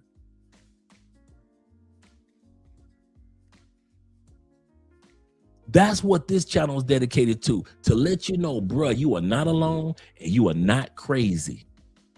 Live your dream. But if you think that them sisters on a plantation are supposed to be different, even though they live on a plantation, you the fool. You the fool. Everything that women in the United States do and behave and act like, I literally expect it. The good ones, when they are acting like good women, I expect it. The toxic women, when they act toxic, I expect it. The self-centered women and independent, egotistical, modern women, I expect it. I expect it to be a plantation. I don't know why y'all trying to act like it's a country. It's a dang plantation. Stop being scared to admit you live on a corporation plantation. It's all about the dollar. It's not about the people. What's the purpose of the United States government? I heard this question answered by a CIA agent. What's the purpose of the United States government? The purpose of the United States government, and this is the best definition I ever heard. Some of y'all would say to serve the people. No. The CIA agent said this. And we're going to be looking at this in a video next week. He said the purpose of the United States government, its job is to focus on the survival of the United States. If there are only 3 people left on the United States, their job is to make sure that the United States never disappears, to establish, re-strengthen, and fortify once again the United States. It is not to serve the people. It is to serve the survival of the states. That's why when you guys ask for things from the government, it's like pulling teeth. If it has nothing to do with the survival of the corporation known as, or the business or the plantation known as the United States, you're secondary. I'm secondary. That's why they can sit back and say, we're revoking all United States passports. Why? They don't care. If revoking the passports have something to do that would help with the long-term survival of the United States, they will do it. I'll say this again, then we're going to go back to the video. The CIA agent said the purpose of the U.S. government, local, state, federal, is not for the people. It is for the survival of the entity known as the United States. People live, people die. But the government's job is to make sure that the country never dies. That's the government's job. The survival of the corporation, the plantation. And you stayed for it. You stayed for it. So when the government treats y'all like trash, see, a lot of Americans make the mistake of thinking that America is Americans. I'll say this again. A lot of us make the mistake that thinking when somebody says America, that they're talking about Americans. America, the corporation, is completely different from us Americans. We are people that live and work in America, the country. If all of us left, the country called America would still be here. So they can have America without having Americans. They can ship all of us out of America and replace us with people from other countries. I'm just talking hypothetically. Guess what still would exist? America. America does not need Americans to exist. Americans need America. That's why the governments are set up, for the survival of America, not Americans. Until y'all come to the reality of that, you won't understand half of what I'm talking about.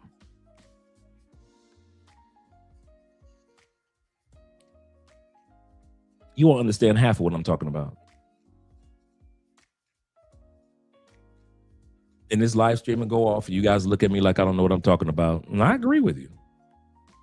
If I was still stuck in the States on a plantation, I wouldn't know what the hell Andre is talking about either. I'm serious. If I was still living in the States, half of what I just said, it would have went right over my head. I ain't gonna lie to you. It would have went right over my head. First of all, I wouldn't have known that America was incorporated. I wouldn't have known that. Not one time when living in the United States, nobody told me that America is incorporated. I didn't know that. That is a literal corporation. I didn't know that. I didn't know America has insurance policies on all of its citizens. I didn't know that.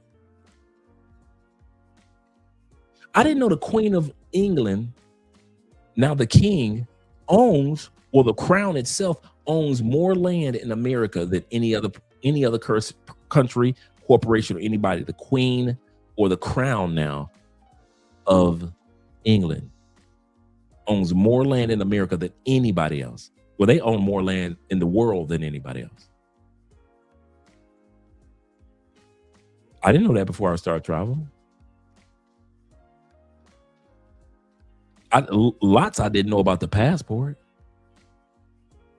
So for somebody to tell me that our government is set up for the survival of America, that would have went right over my head. No, it's for the people. No, it's not. America does not need the people. The people need America. America can ship everyone, all 400 million y'all out. Everything will collapse. But if they ship 400 million in, America will still exist, even though the original Americans got kicked out. What's my point in saying all this? For all you brothers and sisters that think that because your ancestors helped build America, you not leaving is being faithful to America. America don't need you like that. Not like you think. Not like you think. Let's go ahead and finish off the video.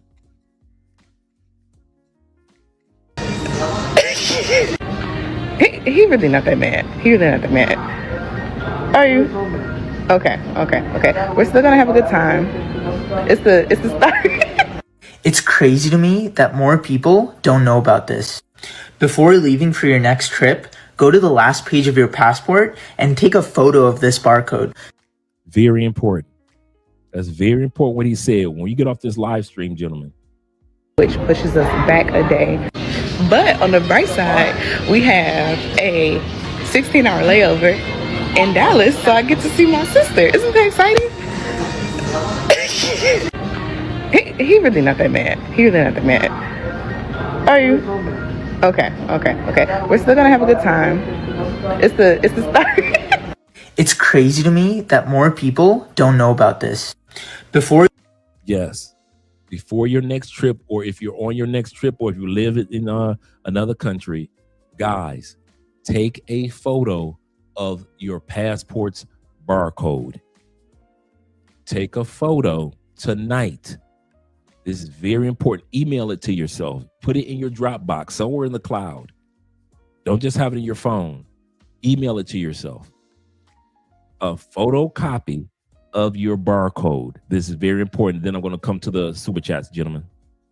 Leaving for your next trip, go to the last page of your passport and take a photo of this barcode. This is because if you lose your passport, having a photo of the barcode expedites the process of you getting a replacement. You hear that? You hear that? That's why you do that. Now you know. Body my passport. Hello, fellow Nigerians. Good morning. This is Senator Natasha. Passport's sister, Nigerian. She been running off at the mouth, acting a fool in her home country. And this passport sister got her passport revoked.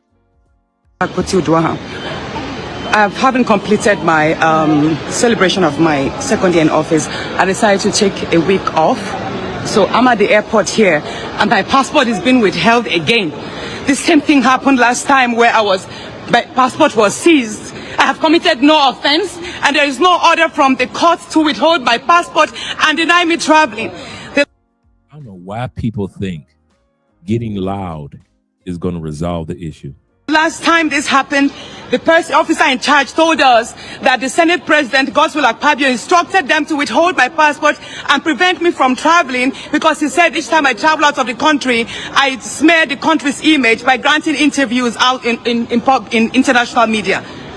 Please, can you tell them to release my passport and this embarrassment should stop? You have no right to withhold my passport. You have no right to deny me exit and entrance into my country. I have not committed any offense, and this must stop. sorry. No, this must stop. As a matter of fact, I think I have to. Now she's a senator, right? She just said she's a senator, second day in office. When I say that governments are set up for the survival of the country, if you do anything to make the country look bad, they don't owe you anything. Shout out to Will. Will says this: black men live longer outside. That's true. That's a stat that a lot of guys don't realize. Black men don't realize the average. True story. I'm gonna need to do an episode on this. Did you guys know? And I knew this like for years.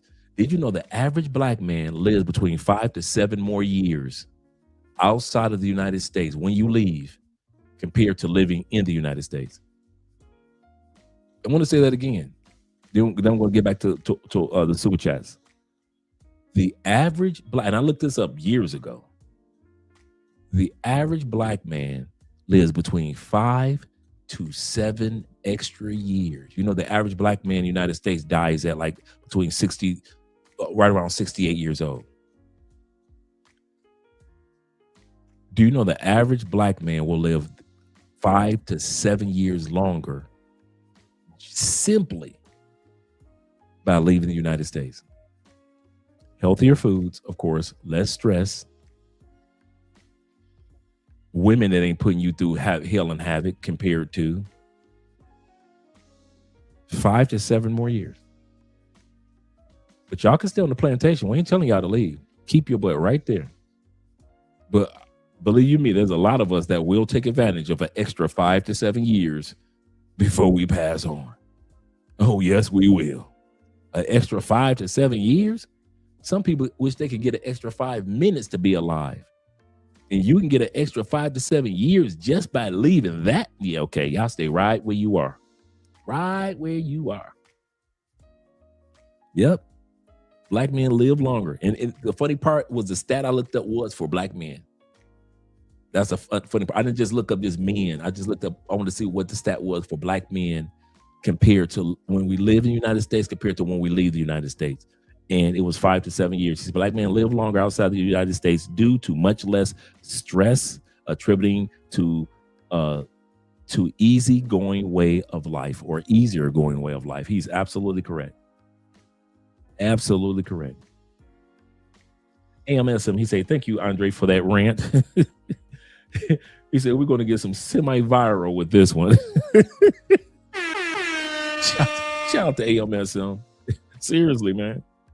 Seriously. And you have a bunch of, because a lot of people be like, what? America? We love America. Stay on the plantation. We don't care. We don't care if y'all leave. We don't care if y'all care or not if we leave. That's what my rant was about. We do not, y'all crazy. Y'all think we sitting around with red American flags all through our house? Do you really think that? Americans ain't like other people. You know, like when other people come to America and they got the Mexican flag in front of their house, and they got the Trinidadian flag, and they've got the Haitian flag, they got the Cuban flag in America. You know, they live in America, but they got the Cuban flag, and they got the Italian flag, and they got the, you see what I'm saying, right? They're from Canada, but they got the Canadian flag, but they live in the United States. You ain't gonna see no Americans flying no damn flags when we live in other countries. We ain't flying no flags. It's not that we don't love them. Disclaimer. It's not that we don't love our country. Because some people sit back and think that you must don't love America. Because you're not walking around and waving. No. We just are enjoying the lives that we live as Americans outside of America. And once dudes like me and T-Mac get our Colombian citizenship, we'll have dual. So which flag are we going to use? Are we going to sew an American flag together with the Colombian flag? If I got dual citizenship, tell me which flag am I supposed to fly? Okay, you ain't got no answer, neither do I. So yeah, man. Yeah, they're going to be sick. AMSM, shout out to you, a man supporting man. Let's get back to the video.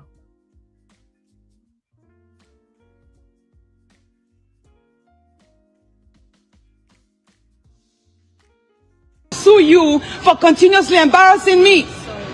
No, don't tell me sorry. Can I please have my passport?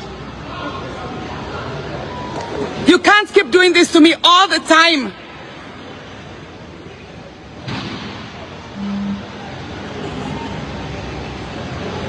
I've been standing here for the past 20 minutes.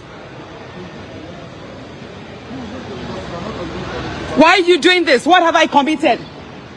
The last time it had to take someone influential to call you to release my passport. That was what allowed me travel. Now again, you are withholding my passport. Why are you making calls? Is Godswill Akpabio so important? Why is he overruling boundaries? Godswill Akpabio, the Senate President, has instructed the Comptroller General of Customs to deny me exit, to withhold my passport. This is wrong.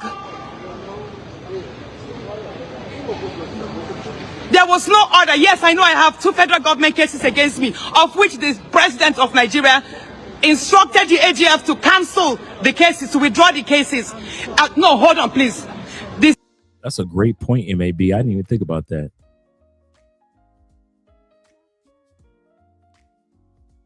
To your point, America is not Americans. When we hand the flag to families and salute, we're not saluting the deceased. We're saluting the flag. It's a general, that is I never thought about that. See, I just learned something from you, brothers. I appreciate that. He said, big brother, you need to clip this. Yes, the 7 spears. See what time is it? Okay, I'll see what time it is. So it is the 3 hour and 16-minute mark. So it's probably right around 2 hours and 45 minutes. Okay, so I'll look at it at that point. About America not being Americans. That is a great point. And then I put some B-roll on top of it, showcasing America. Shout out to Quiet Storm. He said, Chewbacca told me to hit the like button. Shout out to Chewy. It says, Sheer Dre Stream. Yes, sir. Shout out to you guys. The International Quiet Storm. But you made a great point, man. I didn't even think about that. He said, my reparations are freedom papers are my passport. That's how I feel, bruh. I'll let you brothers on the plantation sit around and worry about that part. I'll let y'all worry about that. She acting like a white, yeah, she is. She's acting like a white Karen. That's crazy. Shout out to Deep Soul in the building. You say Nigerian. I know, right? She's snapping off. Let's continue on, gentlemen. President Bola Ahmed Tinubu actually spoke with Godswill Akpabio to terminate all the cases against me because he agreed that they were politically witch-hunting cases. Hold on.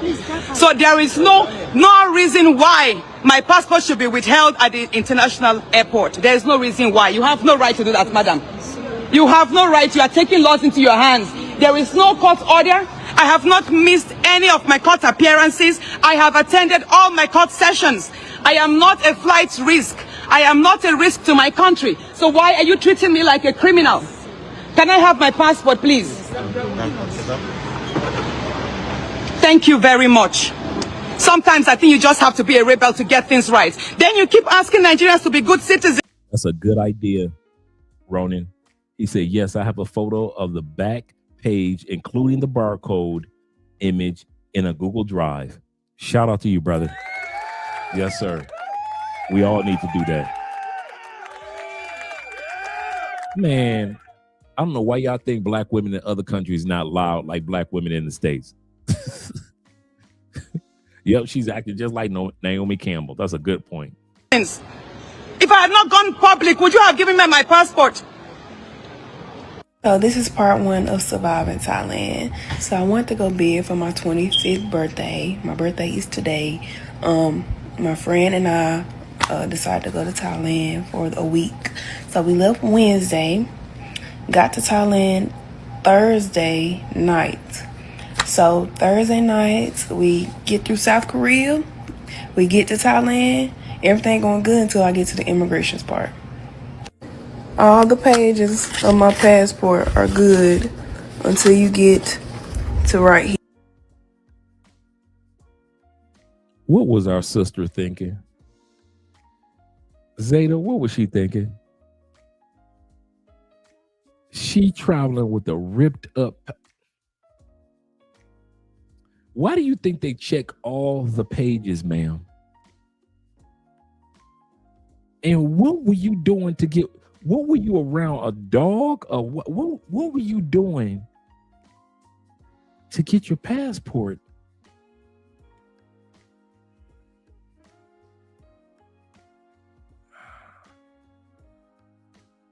Shout out to Arizona Marine being in the building. Shout out to you, brother.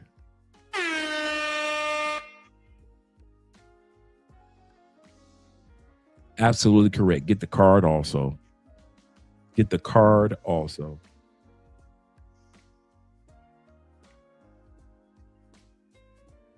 Proof. This is proof. She wasn't thinking. Here. Right there is why I got detained for 22 hours. And I've been to several different places. Thursday nights, we get through South Korea. We get to Thailand. Everything going good until I get to the immigrations part. All the pages of my passport are good until you get to right here. Right there. That instruction page tells you on your passport, I'll give you a B is about customs. C is about agriculture, stuff that you can bring back into the country of the United States that you can't bring into the United States. D is about paying taxes, or I'm sorry, D is about filing taxes. According to your passport, line D, we have to file taxes. But because of all the breaks that many of us get, 98% of passport holders or travelers that live outside the United States for over 330 days, doesn't have to be consecutive, but over 330 days of a year, you don't owe taxes. I'll say this again. If you live outside of the United States, or if you traveled outside the United States in any given year, it doesn't have to be consecutive days. If you are outside the United States for 330 days and it's time to file your taxes the up and coming year, like this is tax season coming up, 98% of us don't owe taxes, but we all have to file taxes. United States is one of the few countries where you, even if you don't live there, you still got to file taxes. And there's a form you got to file, what's called the F-bar for your bank accounts that you have in another country. So got to fill out your F-bar form, and you got to fill out your regular taxes. Not talking about your corporate taxes. That's different. I'm talking about your individual taxes. You do have to fill that out. That line D that she had ripped off. And that's why they're like, wait a minute, you can't travel with that. That page is an instruction page. That page is just as important as the stamp pages. You can't have your instruction pages ripped off. You're supposed to know line D, line E, line C, line B, line A. But if you don't have that on there, you can't sit back and say, well, I don't know. I didn't know I had to file taxes. Why? My line D has been eaten off by my dog. The other thing about filing taxes overseas is this. We have until June 15th to file our taxes. We get an automatic 2-month extension to where you guys have April 15th to April 18th. We have June 15th. We automatically get a 2-month extension. That's automatic. You have to ask for it. You have to file for it. It's automatic. If you want to file for another extension, the next extension that you file for as an expat is October 15th. So you don't have to have your, even though, for example, let's say I don't file my taxes by June 15th for 2025. I can file for an extension, and that extension will automatically go until October of 2026. Let's say I need another extension. That next extension goes all the way until December 15th of 2026. That means technically, as an expat, I can push off paying my, meaning say pay, but filing my 2025 tax forms, individual tax form, all the way until December 15th of 2026. You guys have extensions, but you don't have that luxury of extensions. So there are a lot of benefits that we get when you're not an expat. And you're like, wait a minute, how can 98% of people don't? Because we get so many benefits on top of each other. Our tax benefits are like stacked on top. You think corporations get benefits? Shit, become an expat. Become a person that's a contract worker outside the United States. And you're outside the United States for 330 days of the year. Watch all them tax benefits that build up. That's why 98%. A perfect example with one benefit, and then we'll continue on. We talked about this all the time. This year, our automatic tax break, automatic, if you live outside the United States, automatic. If you lived outside the United States, at least 330 days of the year. When I first left the United States, it was $102,000. Your tax break that you got was anything that went all the way up to $102,000. All this money under here was tax free. Now you pay on your Social Security, and if you live in a certain state, a tax state, I don't know how the tax states work, but I'm coming from Florida, which is a tax free state, so I didn't have to file anything anyway. But I'm talking about federal. This year, remember I said when I first left it was 102. This year it's 130,000. Anything that, as long as you don't cross over 100, anything you make, and as long as you don't go over 130,000, all that is tax free, not including the other tax benefits for our rent, for car insurance, for the taxes that you pay, like when you go out to dinner and the taxes are on there, those are tax deductible. Anything has to do with maintenance of our vehicle, that's tax deductible. Food expenses, that's tax. All that is tax deductible. So that's on top of the 130,000. Then we've got other tax benefits. So by the time we get done with all the benefits, 98. Think about it. Just the 130, just talk about the 130. 98% of expats don't even need to make $130,000 to live in these other countries, do we? We don't even need that much. So the average expat can live good on 60,000, 81, 52, 93, 120. So 98% of the expats fall up under because we don't need to make that much. You gotta grind because America is so expensive. But most expats are like up under here, 81, 190, 102, 110. Some of them are making that Theo Wolf money. You know, some of Theo's graduates that I've met, they're above, but then they still get the other tax breaks that's on top of that to save the money. You don't get that in the States, and you ain't gonna never hear about that. Why? Because you live in the States. You still on the plantation. I don't tell you about no expat tax breaks. But that page that she has ripped off, that line D, that says on our passports that we must file, but 98% of us don't owe taxes. Y'all owe taxes. We file taxes. You get it? All right, let's go back to the video. Yep, there you go. You can have a $3 million index fund, absolutely correct, portfolio with a 4% compound interest return, which would be $120,000 a year, and that will be tax-free. That will be tax-free. As long as you don't touch the premium, the tax benefits living abroad. Absolutely correct. That's 100% correct. 1,000%. You did it. You laid it out just right. Just right.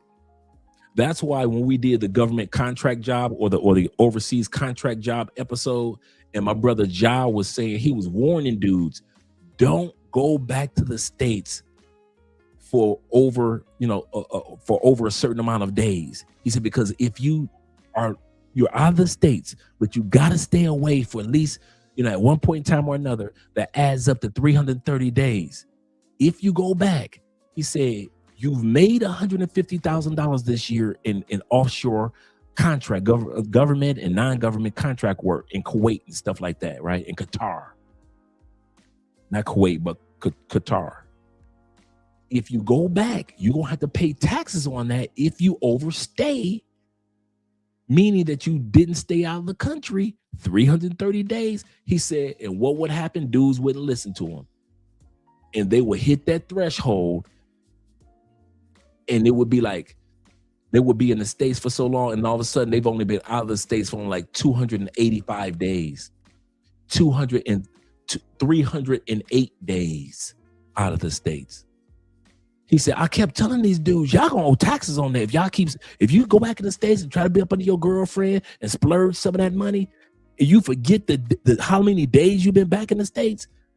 He said, it's so many dudes that owe taxes on that. Said, man, I owe 35,000. I owe 20,000. Oh, he said, man, I told y'all, do not hit or don't be there longer than you need to be. In other words, you gotta stay out the States to 330 so you can get the tax breaks. He said, but the dudes never listen. He said, them dudes will go. He said, I never got paid taxes. He said, I never paid taxes. Nope. He said, I'm not go. He said, I knew how many days I need to stay out the States. He said, and if I only had 30 plus days, like 35 days to where, off and on, because it doesn't have to be consecutive. He said, but off and on throughout the year, I can use my, be in the States for like 10 days here, 5 days there, maybe 7 days here. He said, if I could be in the States like that and I ain't got to pay taxes, he said, I was cool. He said, I was cool. He said, but all them dudes wouldn't listen. They'd go back and they'll be hyped because they got their $125,000, $150,000 they made while we was in Qatar. He said, and they get back to the States and they overstay. And now they black asses got to pay them taxes. And now they got to pay them taxes. Yep. He said, I remember that stream. Shout out to MAB. He said, I remember that stream. That was one of our favorite streams too, man. Ronan was there. Ronan Travelers were part of that stream.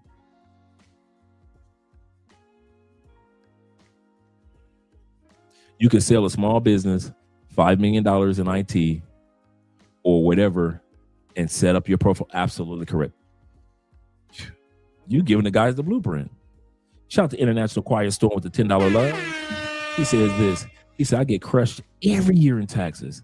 He said, I pay over $60,000 in federal taxes in 2025 and still owed the federal.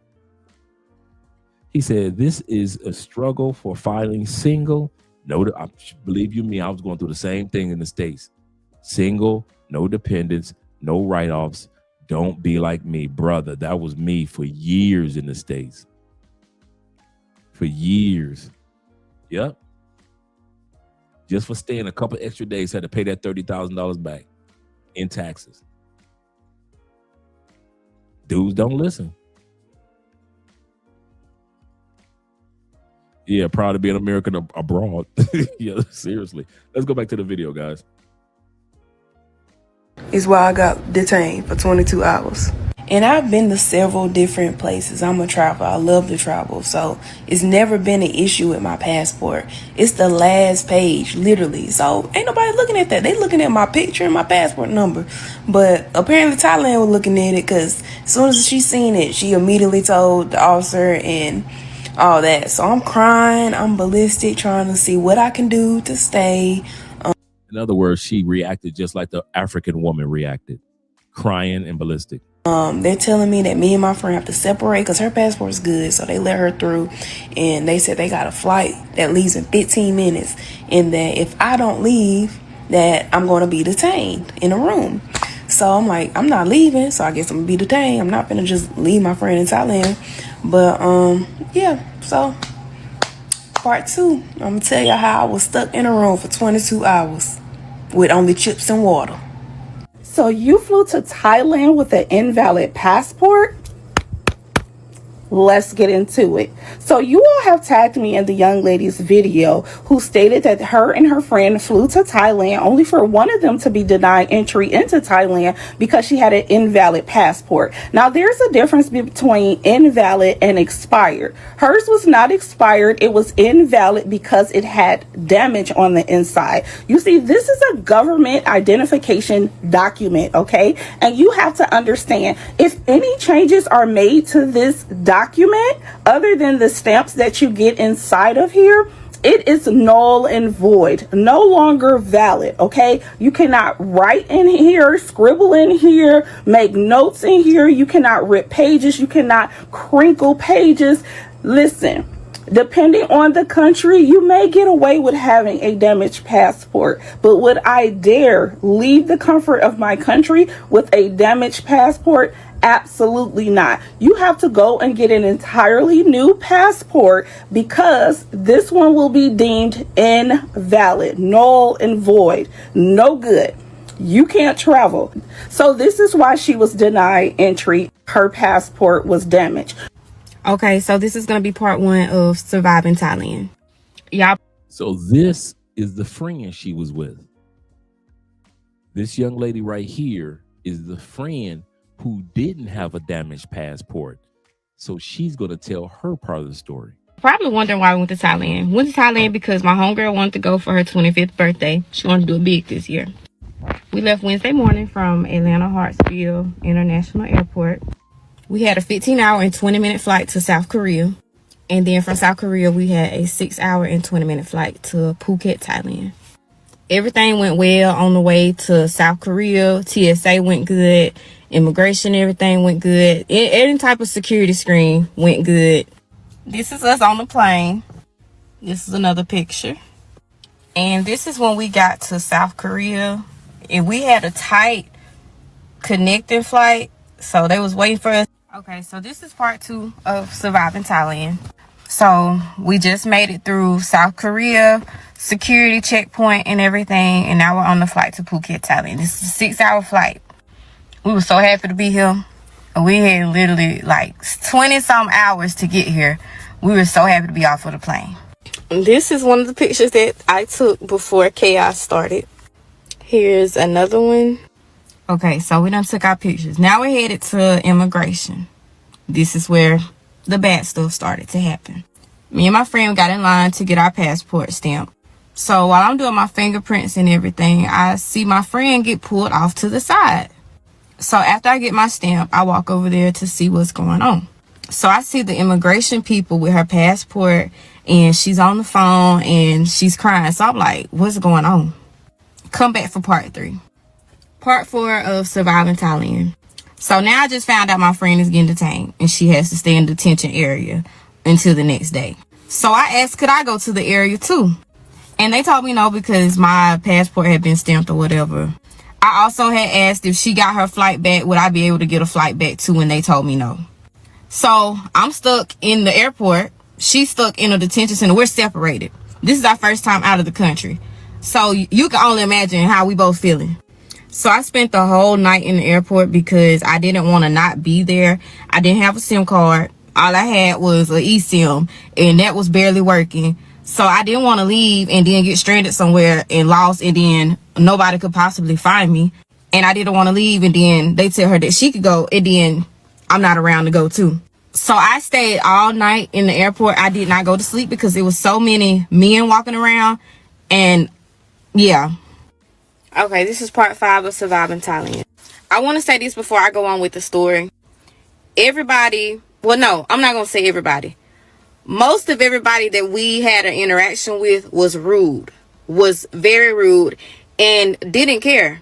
I literally asked them, like, where could I go or where could I be? Because I was not leaving the airport. And they told me to leave. Like, I've literally expressed that we came together and we're leaving together. And my friend said the same as well. But It's different over there. They don't care. They don't care. They don't care. So like I said, I just stayed in the airport and my friend was in this room, which I'm finna show you in the next clip.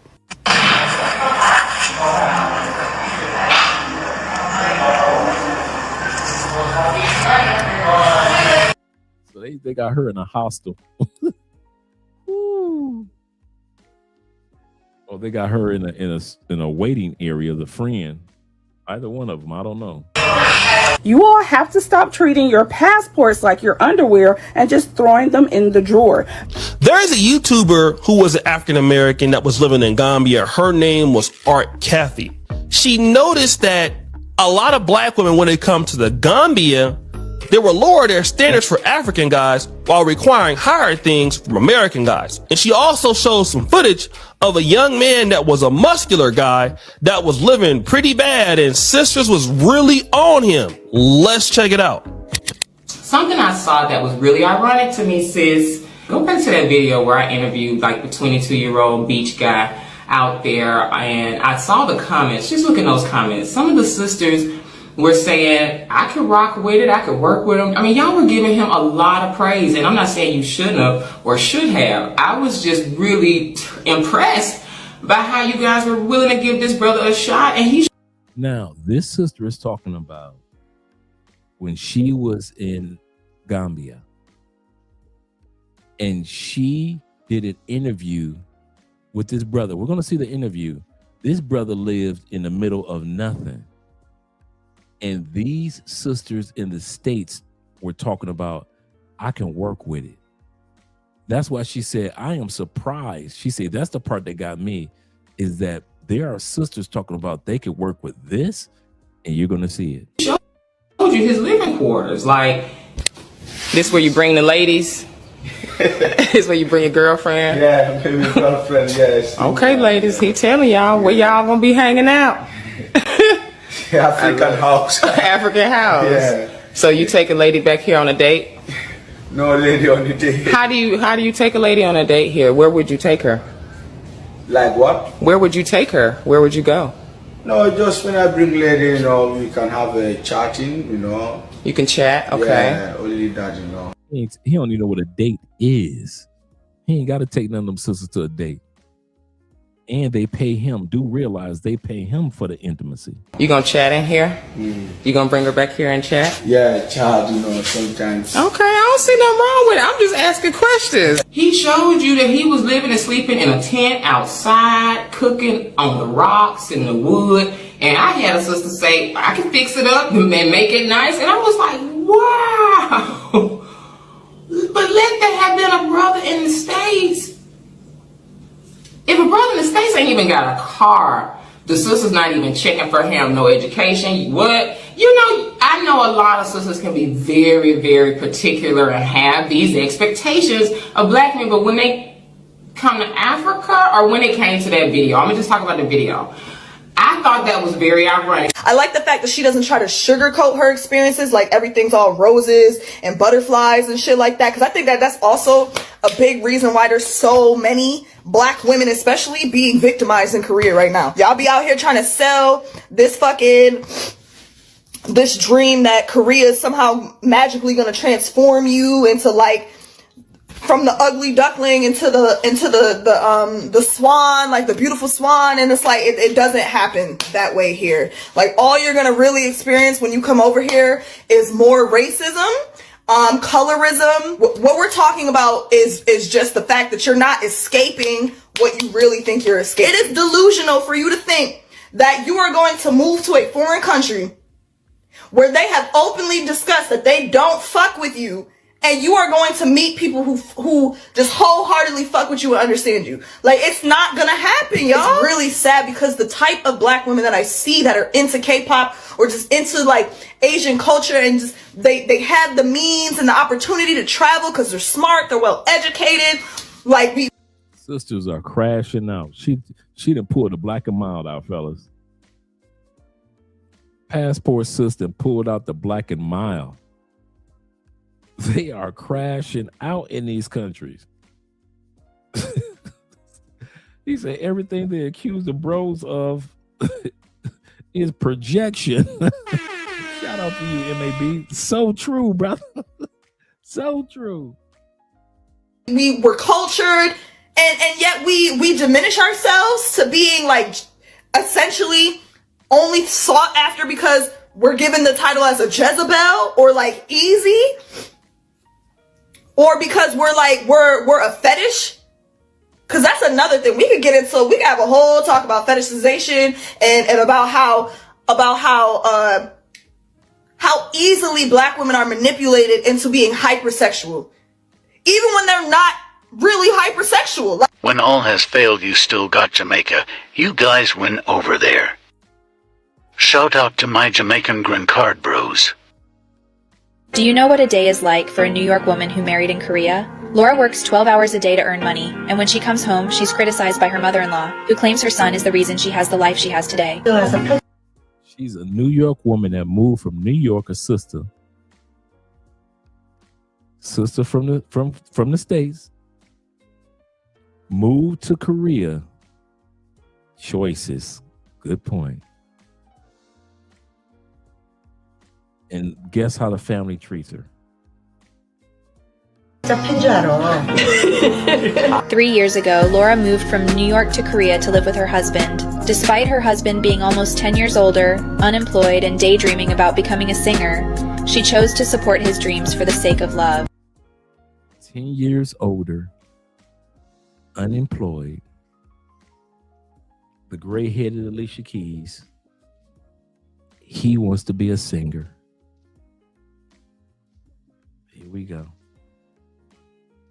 I would see my husband playing guitar and just how passionate he... At home, Laura is always diligent and without complaint. But lately, her husband's temper has been growing, and a few days ago, she faced severe scolding for accidentally placing socks at the bedside. Though Laura didn't show anger at the time, she felt unjust afterward. So she invited her mother-in-law over, hoping to convince her son to appreciate her dedication. The mother-in-law, who hadn't seen her son in a long time, was excited and generously brought a watermelon, a precious fruit in Korea. In Korea, even watermelon rinds can be used to make various dishes, not to mention several large pieces of pork belly. Seeing these common things in the United States, Laura wasn't particularly surprised. Instead, her husband, like a child, eagerly searched through the bag his mom brought, checking for anything delicious. Upon learning that her son wanted homemade kimchi, the mother-in-law carefully taught Laura how to make it, mixing cabbage with spicy sauce. Despite thinking the mother-in-law would be nice, her words during the joyful family meal were infuriating.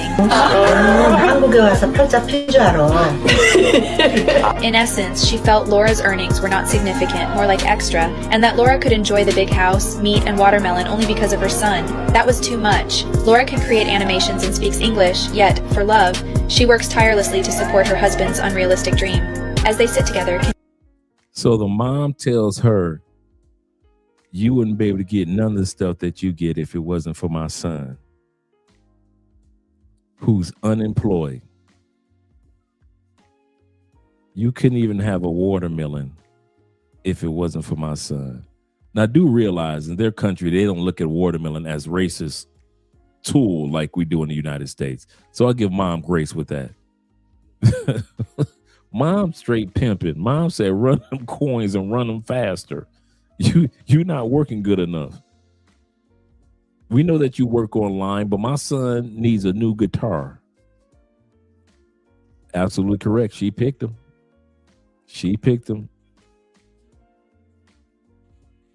She could walk out the door at any point in time, but she doesn't.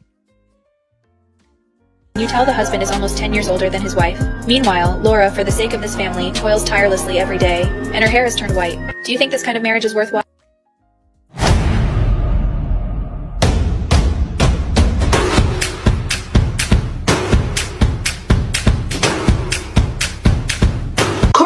Will literally lie to you about anything. Like, he could literally be wearing a Nike shirt and you're like, hey baby, what brand is your shirt? Oh, this shirt is Adidas. What do you gain from this? This one time I went out on a date with this little Korean piece and he was telling me about how these sisters got some irritating voices. I can see why these Korean men are like, no. Rich he is and how he gonna take care of me and anything I want, I got it, yada yada, right? We go out to eat, right? We getting Korean barbecue and he's like, yeah, get all the steak you want. get all the steak, okay? Anything you want, baby, it's on me. I'm like, hey, say less, okay? Waiter come back, I'm like, I need 12 steaks. Cause he paying for it, okay? We're about to leave, and in most Korean restaurants, they don't give you a bill. What you do is, on your way out, there's usually a little like stand where the cashier will like check you out on your way out, right? Okay? So we standing at the stand, and I'm just, my man got money, okay? He got money, okay? Listen, and he's like, so we finna go Dutch or what's up? I'm like, who? We finna go what? I thought you said you had money. I mean, yeah, like I got money, but I didn't bring it all with me. So like, if we could just, you know what, fool? Here, I'm out of here. What are you talking about? Well, that's your experience, not ours. Passport Bros.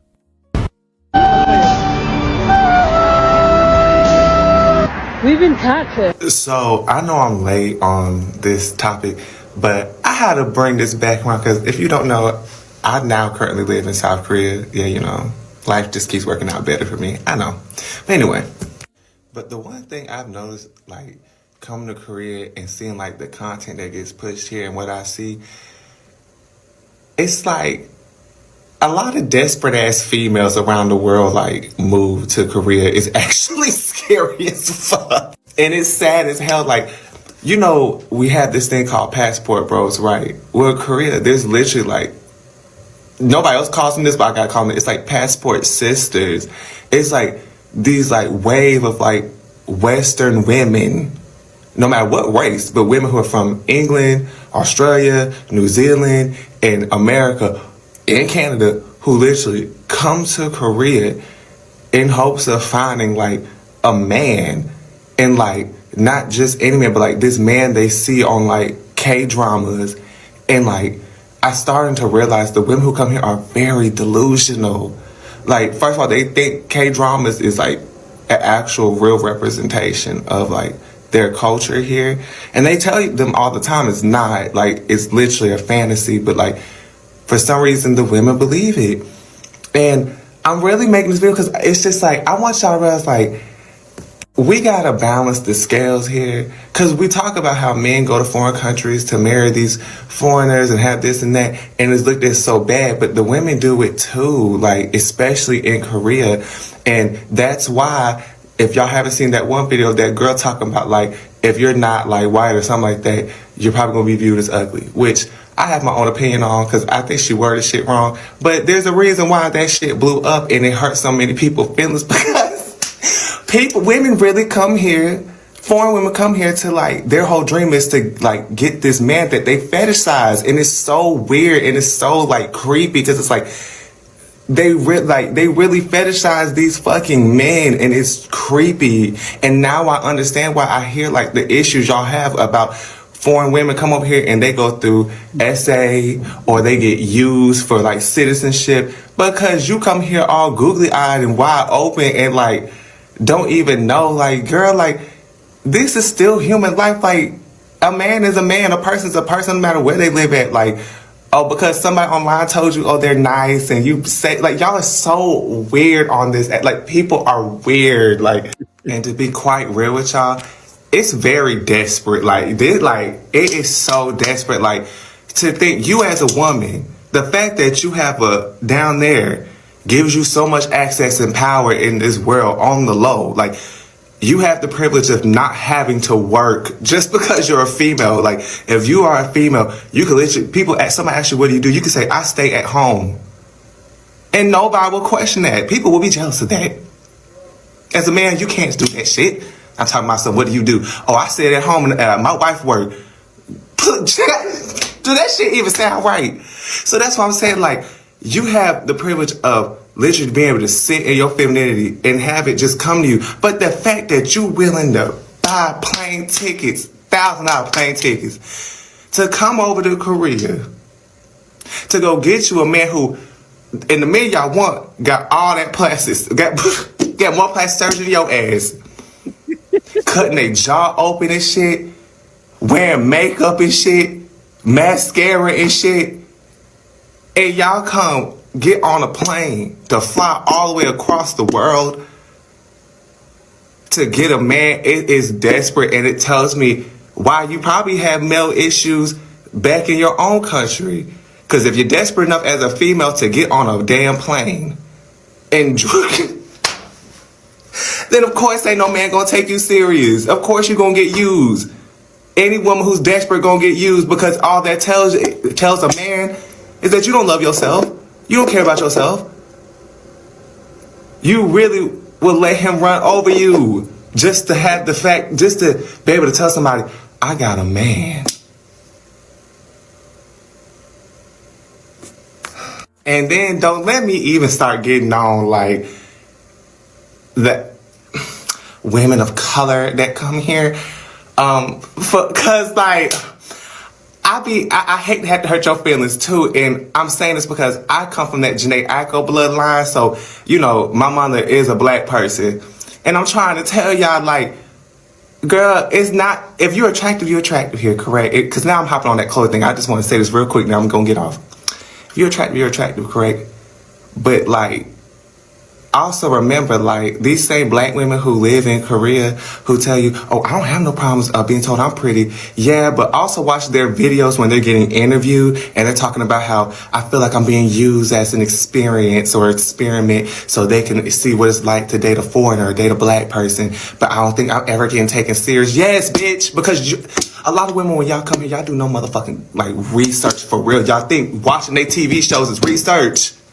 I'm trying to tell you how Asian culture, no matter if you Korean, Thai, Chinese, Japanese, Asian culture always stems from the same customs, which is family comes first. It's all about uplifting the family. Number 2, we keep it in the bloodline. Okay? Okay?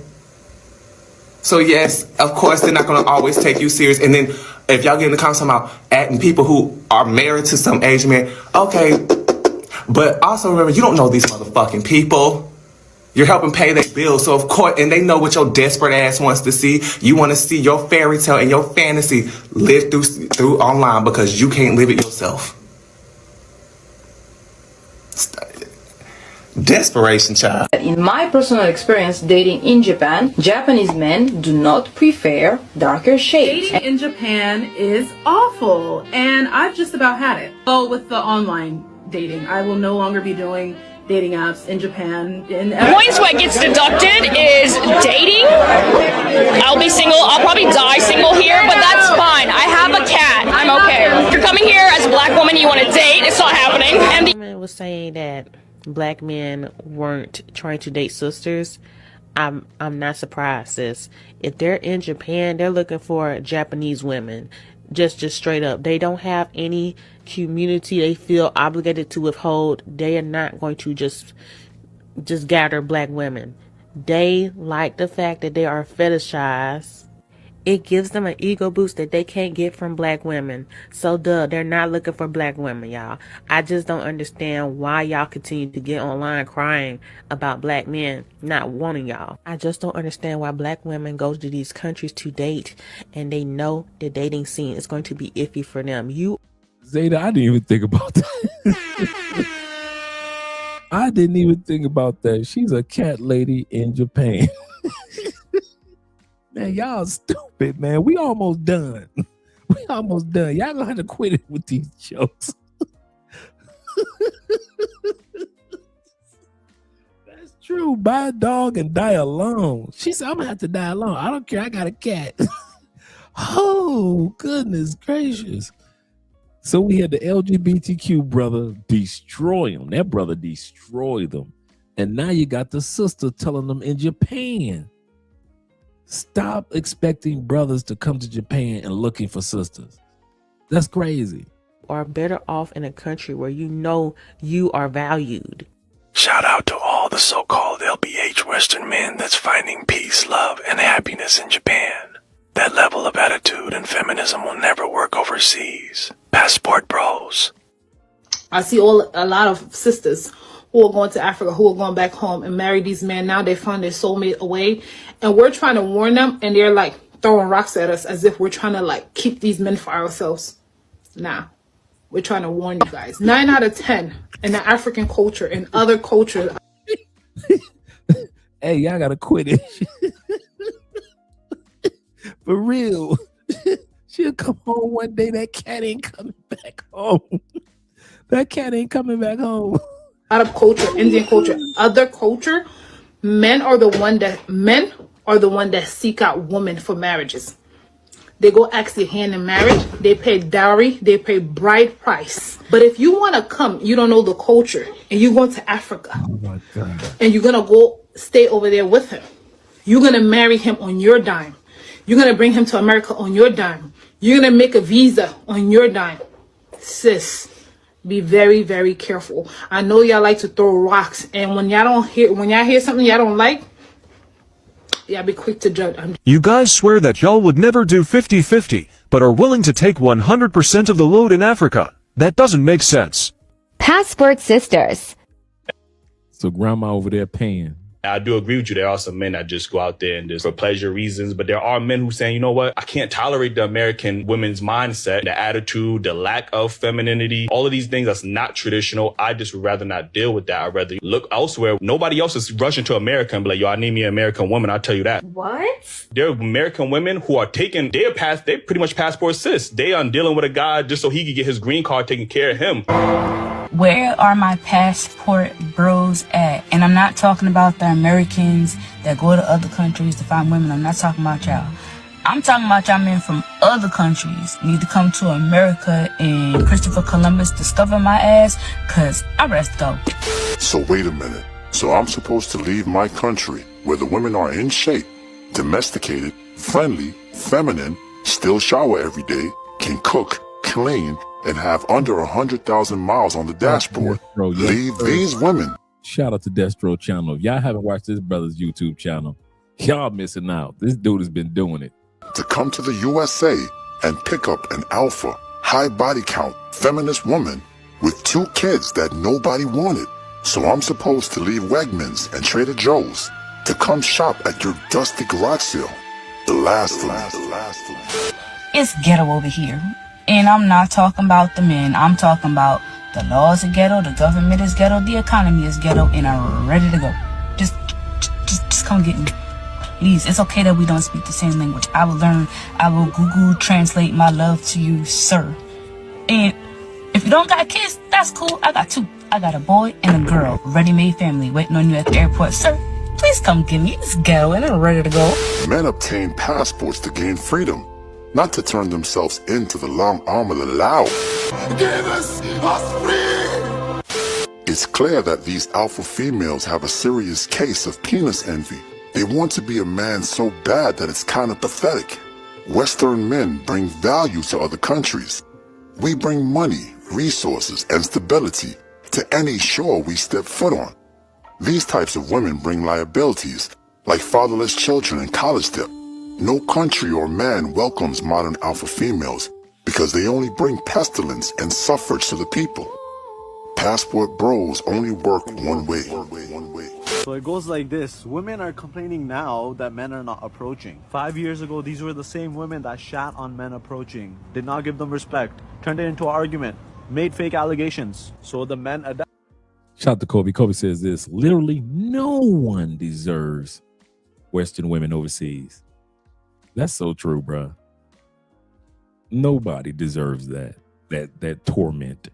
Adapted. That's what we do best. We adapt. Come 2025, women have to pay for their actions, but they don't want to because that's common with them. They want to do whatever they want, but they hate accountability and consequences of those said actions. That's okay. You guys are all independent queens. Ride the solo ride with your cats. Men can manage this. We always do. And the worst case scenario, we have to go overseas because there's still good, genuine, feminine women there. As for you ladies, what a man looks for in a woman is generally the same across the world. Basically, you're in a lose-lose situation and it's only gonna get worse and worse and worse and worse and worse. Like and follow for more though.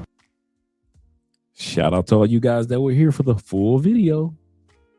Shout out to all you guys. It feels so lovely to be here, man. What a beautiful love. Give yourself a round of Give applause. yourselves a round of applause.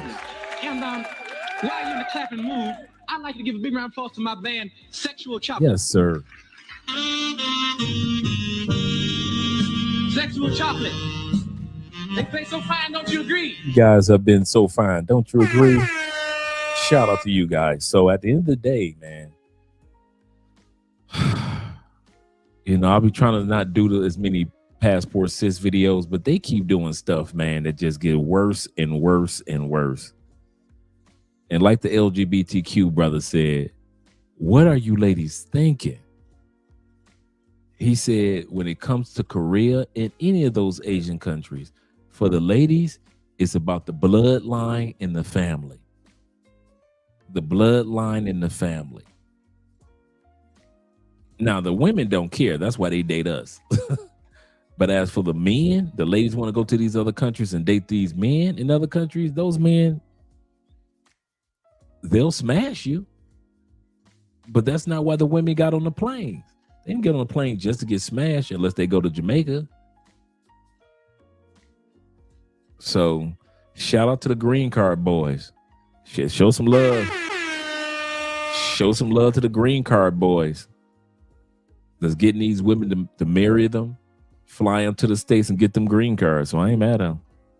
I am not mad at them. Let's get ready to do the outro. See you guys tomorrow, where we talk about your boy Anton Daniels on how he got punked. And them dudes came after him on this panel after what's been going down on Corey's show. Let's get ready to do some outros.